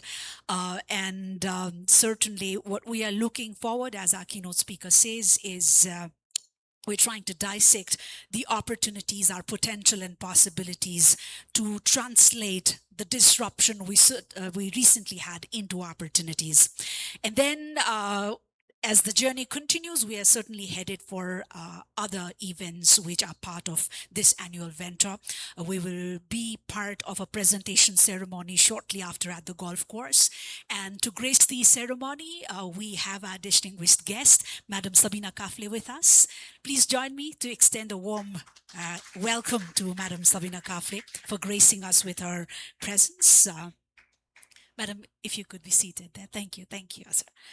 And ladies and gentlemen, this all brings us to the most anticipated segment of today's symposium. Ideas gain meaning only when they meet intent, and intent gains power when it translates into policy. This is, I believe, the thought of many of us in the room here.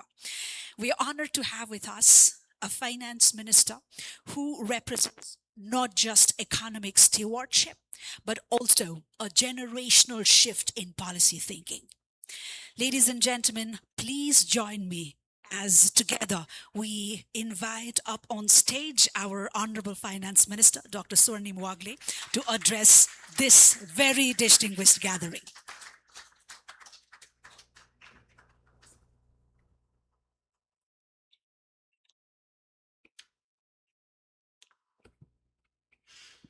Thank you very much. When the Baahrakhari leadership invited me, I agreed on one condition. I should be able to listen to Mr. Kant in a way that that I'm not distracted, right? So, and it was, I'm very grateful that you were able to travel despite all the hiccups. And Rameshwar Khanalji, obviously, my predecessor, my friend, a guide in many respects, and the masterful technocratic blueprint that he had is very much has already been owned by me, and I'm trying to follow many of his sane and wise policy advice. The high-level Economic Commission report sits on my desk, and as we try to refashion Nepal's economic policy making, the paradigm, I think we're very grateful that we're able to benefit from his decades of wisdom and experience. But the keynote speaker today, Mr. Amitabh Kant, I followed him for more than a decade, an electric speaker, very erudite, a visionary administrator, policymaker. But today I saw a new facet in his personality, your deep empathy for Nepal and its people. And I think I am really grateful for all your insightful policy advice and the experiences to draw from around the world, but particularly India, but how you can relate to the possibilities and the fortunes of Nepal and the Nepali people. I think for me that was greatly inspirational, and as I work on this year's budget, a lot of the big ideas that you had will shape a lot of my thinking as well. Long underrated as a country, underappreciated, but against the immense potentials that we have, a lot of our resources have been underutilized as well. And this is, I think, the theme of both our keynote speakers. The private sector leaders also emphasize this point. And as we move forward, I think sometimes the underdogs surprise with impressive results at the end. And that's the journey that we're embarking on in Nepal. The unprecedented Genji intervention, the movement, has preponed many of our plans. We at the Rashtriya Swatantra Party, we're planning to emerge as the biggest party by 2027, the regular electoral cycle. But thanks to the Genji movement, that time has been preponed, and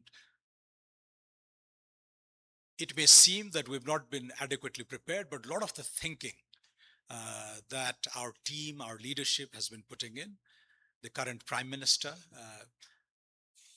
was a very successful mayor of Kathmandu city. His deep executive experiences is also shaping the way we govern the country. The Foreign Minister, myself, a lot of the other leaders with our wide experience, we've been thinking about what to do in Nepal. Should we ever have that chance? Should the people of Nepal ever trust us and bequeath us with that responsibility to steer Nepal in a new direction? What would we do? So a lot of these ideas, I hope, will be executed over the next year, and we have a 5-year term. This projects an era of stability, policy predictability, and this is good for investment, good for job creation, etc. A comment that Mr. Kant made in passing struck me, and I quickly checked on my mobile phone also. What was India's per capita income in 2014 before they took on this modern path under Prime Minister Modi? It was exactly where Nepal is at today, $1,500 per capita.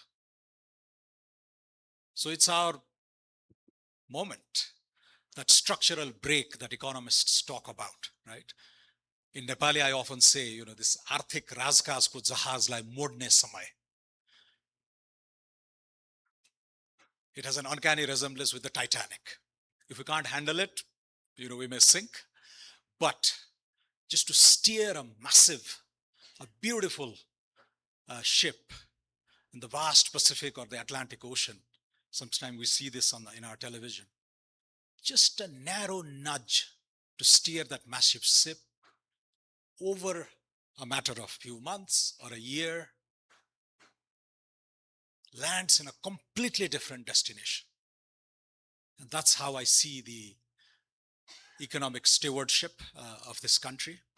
Not so small. I was telling Mr. Khan that had Nepal been in the middle of Europe, we'd be the 7th largest country in Europe. 30 million is actually quite sizable, bigger than Australia. But it's just that our two impressive neighbors dwarf us wherever we go, but that we see as an economic opportunity. It's heartwarming how like-minded we are. Ramesurji's blueprint, as I mentioned, and Mr. Kant's vision of transforming a country of India's size and scale. We don't have matching resources, but if India can pull some of the impressive things that they did over the last 10, 12 years for 1.4 billion people, surely we can do it for 30 million people in Nepal. So I think the recommendations that you had resonate with us. We just need to apply it at a much smaller scale, which is probably good. Alberto Alessina, this famous Harvard economist, had a paper, what is an optimal size of a state? It's a very intriguing academic question. How big a country should be? And I think Nepal, seen from that angle, India and China are big countries, but they are also civilizational states. In modern day sort of Westphalian construct, they may be oversized and very big countries, but they are civilizations. They embody, thousands of years of civilizational values. And it's truly a miracle that, at least in India's case, it's a democracy pulling together, coalescing all the diversity, aggregating all these diverse preferences into a coherent framework and marching ahead. That too is also an inspiration for us as a country with 125 different ethnic groups, languages, the immense diversity that we have in this country, sort of democratic aspirations of this diversity has to be reflected in statecraft, and that's also another goal that we're trying to advance. But a lot of his policy learnings that he thought would be applicable to Nepal do indeed inform our choices. Reforms should be bold, government should be predictable. That's what we're trying to do with a stable 5-year roadmap. Execution should be relentless and ruthless, as he said. Just enforce the law, enforcing the law. Don't be distracted by sentimentality when it comes to enforcing the law. The improvement of execution capacities I think that resonates with us. The power of digitalization, and I'd like to echo Michael's suggestions on how Nepal should also be moving ahead. As a landlocked country, I've been talking about how distance and weight are our biggest enemies. The malgovernance that we used to see is just a symptom, because in a country where trading and doing business and engaging with the rest of the world is costly, whatever we do, India can do cheaper, Vietnam can do better, even Bangladesh can outsmart us. what are those areas where, given our structural adversity, can overcome or negate some of those structural handicaps. So Taul Rahit and Duri Rahit has been my favorite phrase for the last 12 years, and a moment has come to really execute that.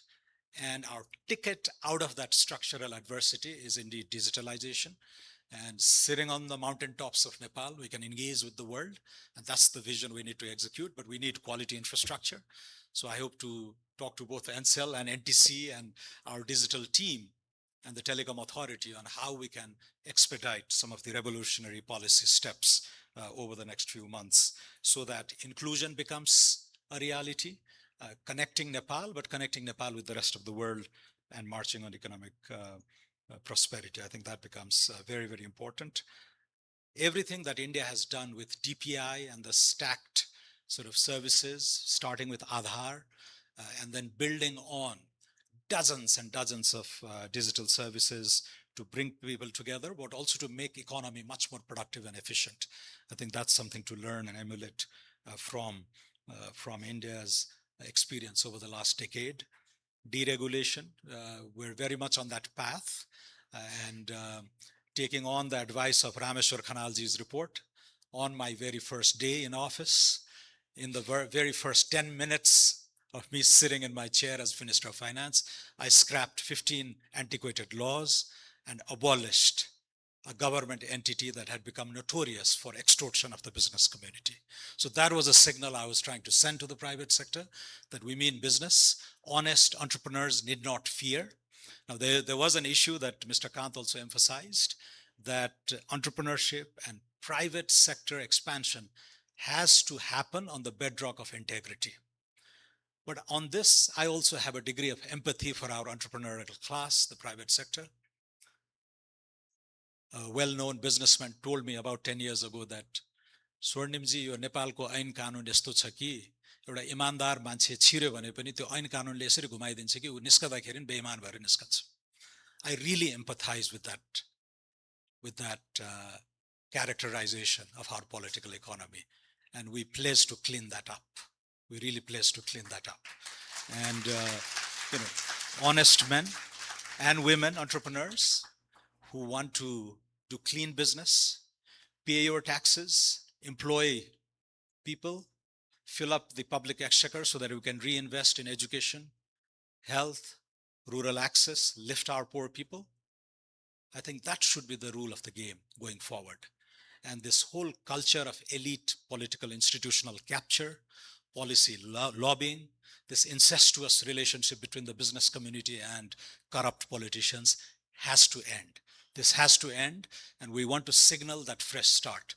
So I do sense that some private sector voices are saying, oh, maybe the government is becoming heavy-handed and etc. But we have to clean up this mess. And in doing so, we will do it with wisdom. We'll do it with care. As our party chairman said, "Yo khil nikalne barsa ho." It will be painful to some. But after that, the path we are charting is really different. And again, very much inspired by the vision that Mr. Kant laid out. Private entrepreneurship has to grow, expand, amplify, go global on the bedrock of integrity. And that's the signal that we in government are trying to send. Prime Minister Balendra Shah is absolutely committed to good governance.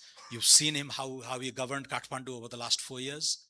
He probably managed a budget of $1 billion plus, 100 billion, ek kharba bhanda badi ko budget manage garnubo, not a single scandal attributed to him, right? So that's the high standard that the current cabinet is functioning on. We've been active in Nepali politics personally in public life rather, for the last 12 years. And I've been challenging everyone to show where we have erred. So this is the high benchmark that we want to set. You may have mistakes in the past. Please don't condone those errors. Please don't defend crooks. I sit in the finance minister's chair. I've read reports of the scale of abuse and capture and loot in this country. Sometimes I shudder. And I know many of you. I know many of you by name, by face, we've socialized, but I shudder at the extent of criminality that has been perpetrated against the people of Nepal. This has to stop. So when I speak that it's going to be an era of private sector friendly policies, investment climate that will woo entrepreneurs from Prabhas, from Bidesh, from Swades, I mean it. And hopefully you will see in the forthcoming budget this whole shift towards a liberal economy that will incentivize investment, that will protect private property, that will encourage enforcement of contracts, that will allow you to go global, tax burden that will be less onerous, all that the business community has been asking. But in return, we want you to help us govern this country with the highest standards of integrity. Without that, we will not be able to pull off the high ambitions of economic growth. And in enforcing the law, we will be ruthless. We will be relentless, as Mr. Kant has been saying. But there will be a transition period. There will be breathing space. And the community that was pulled into this morass of filth and corruption by earlier leaders, earlier regimes, we will try and be more understanding and tolerant of circumstances that were not of your design. So I hope I have made this clear, because I keep hearing these mixed signals. Tarpakad bhayo, dukha diyo, lakhetiyo. There's a very fine balance between criminality and integrity, and I hope that will be honored going forward. But people who want to do honest business in this country, invest, grow, create jobs, we will be with you. We will support you in every possible aspect.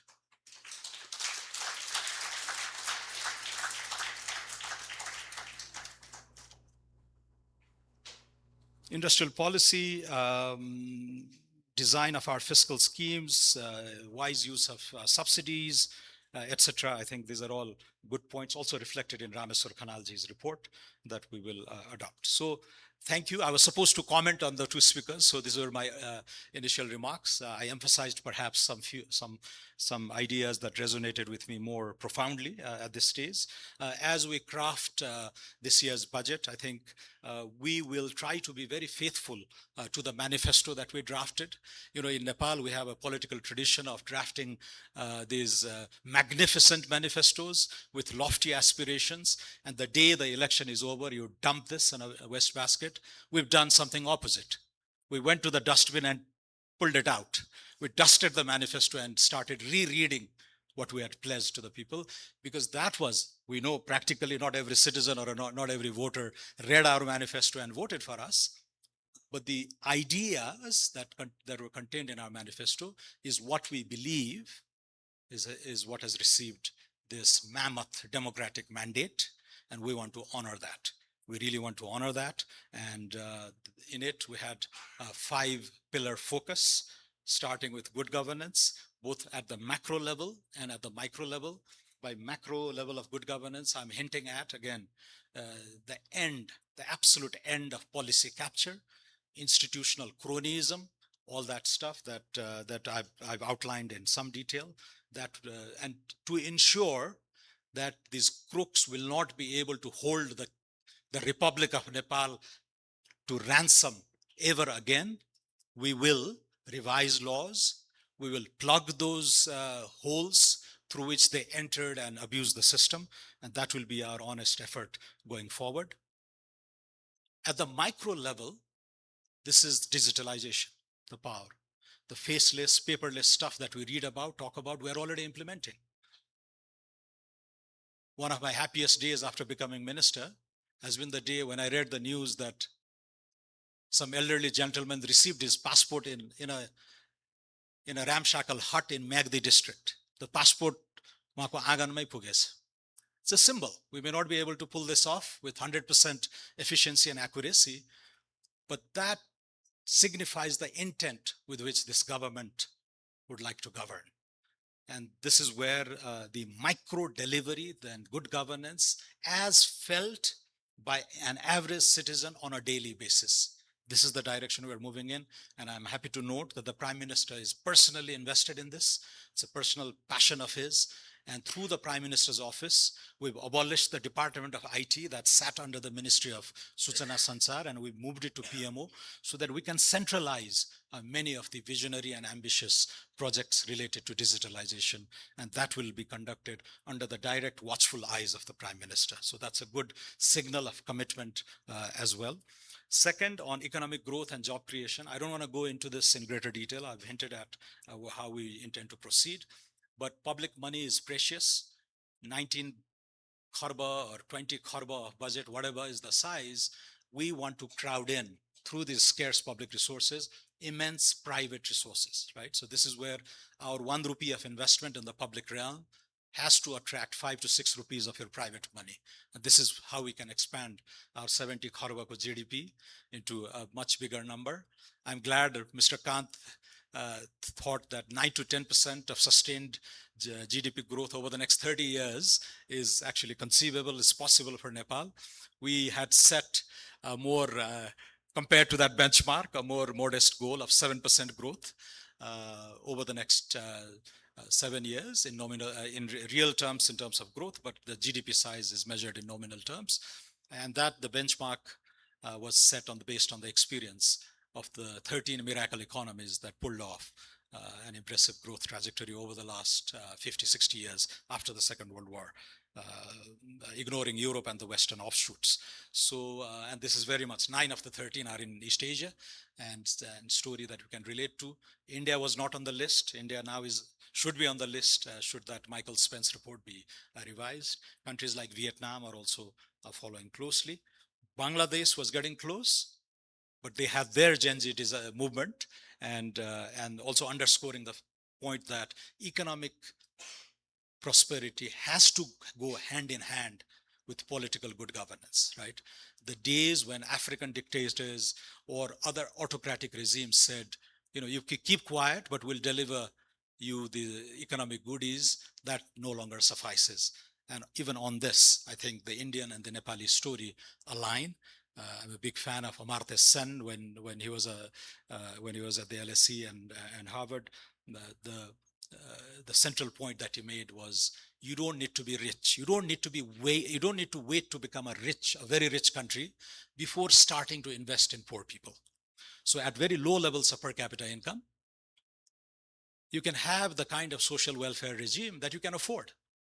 And I looked at some history, you know, the old age pensions, the so-called Vriddha Bhatta, was executed by Bismarck in 1880 in Germany, when Denmark was at a level poorer than we are at now, like $1,200, $1,500 per capita.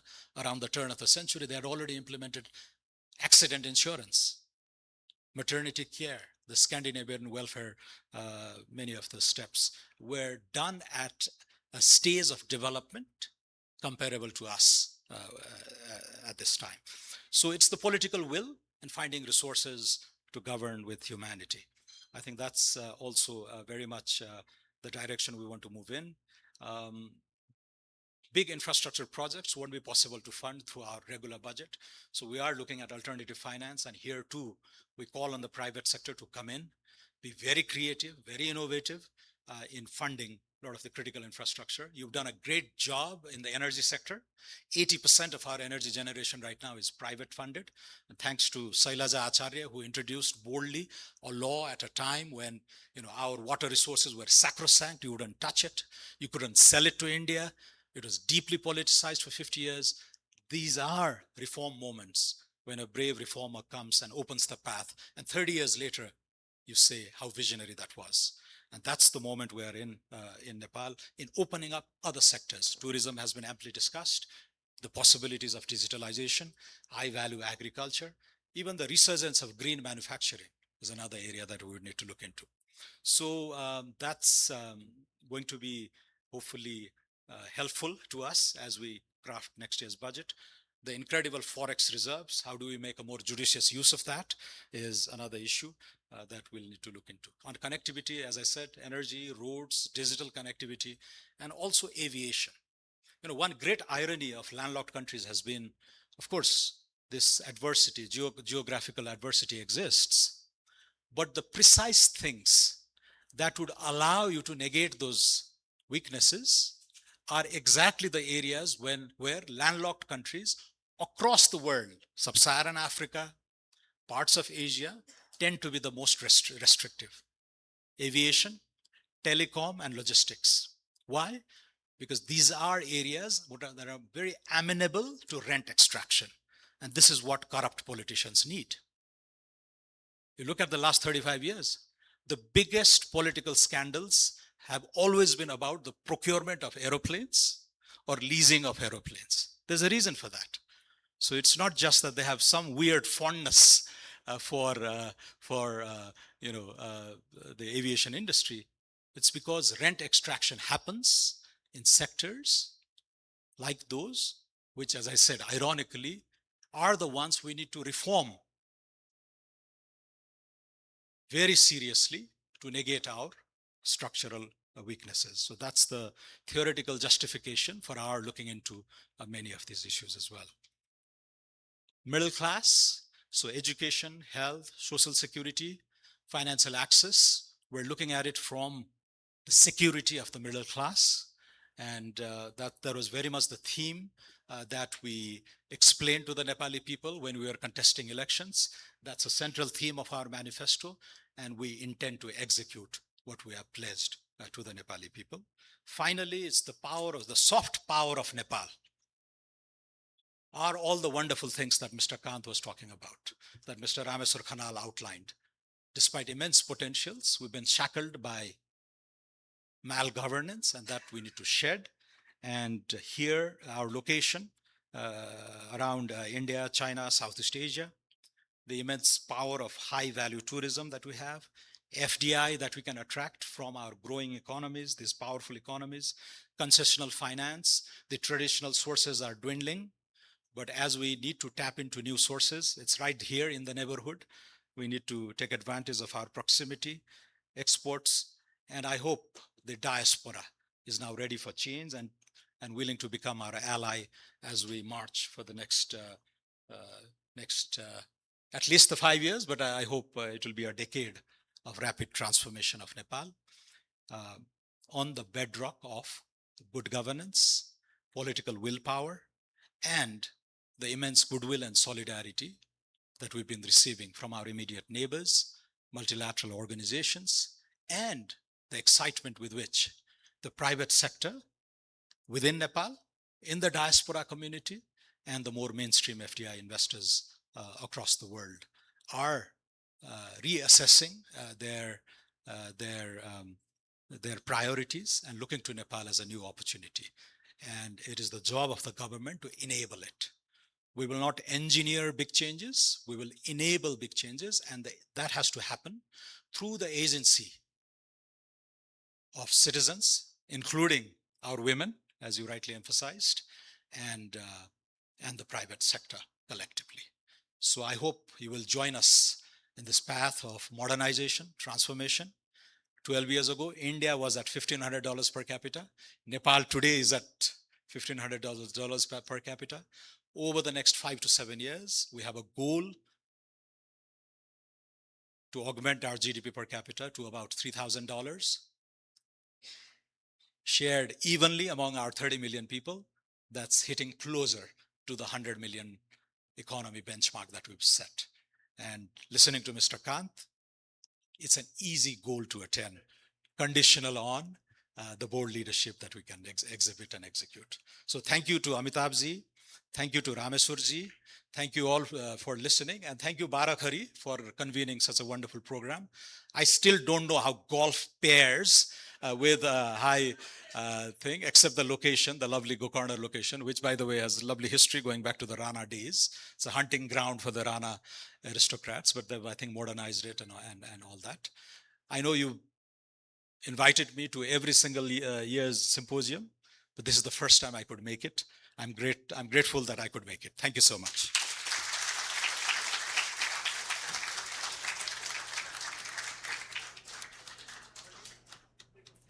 Thank you, Honorable Minister, for that very forward-looking and reassuring address. We couldn't have ended on a better tone. And yes, as we come to the close of this symposium, ladies and gentlemen, on behalf of the organizers, I take a moment to thank all our distinguished dignitaries, including the Honorable Minister, the Honorable Former Minister, the keynote speaker, and all the distinguished dignitaries present here for your very, very valued time, attention, presence, and do look forward to, extended and a spirited network in the days ahead. So that's it from the symposium. We take a moment to invite all of you to proceed for lunch and then also join us at the presentation ceremony following the lunch. Thank you. Have a wonderful day.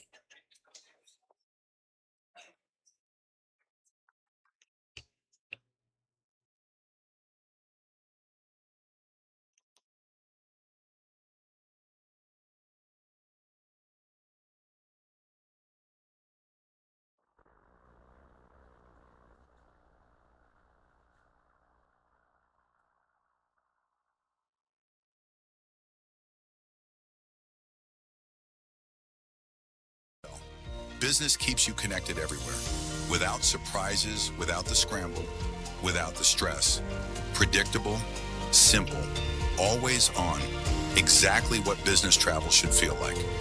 Let your next journey be all about business while we take care of the rest.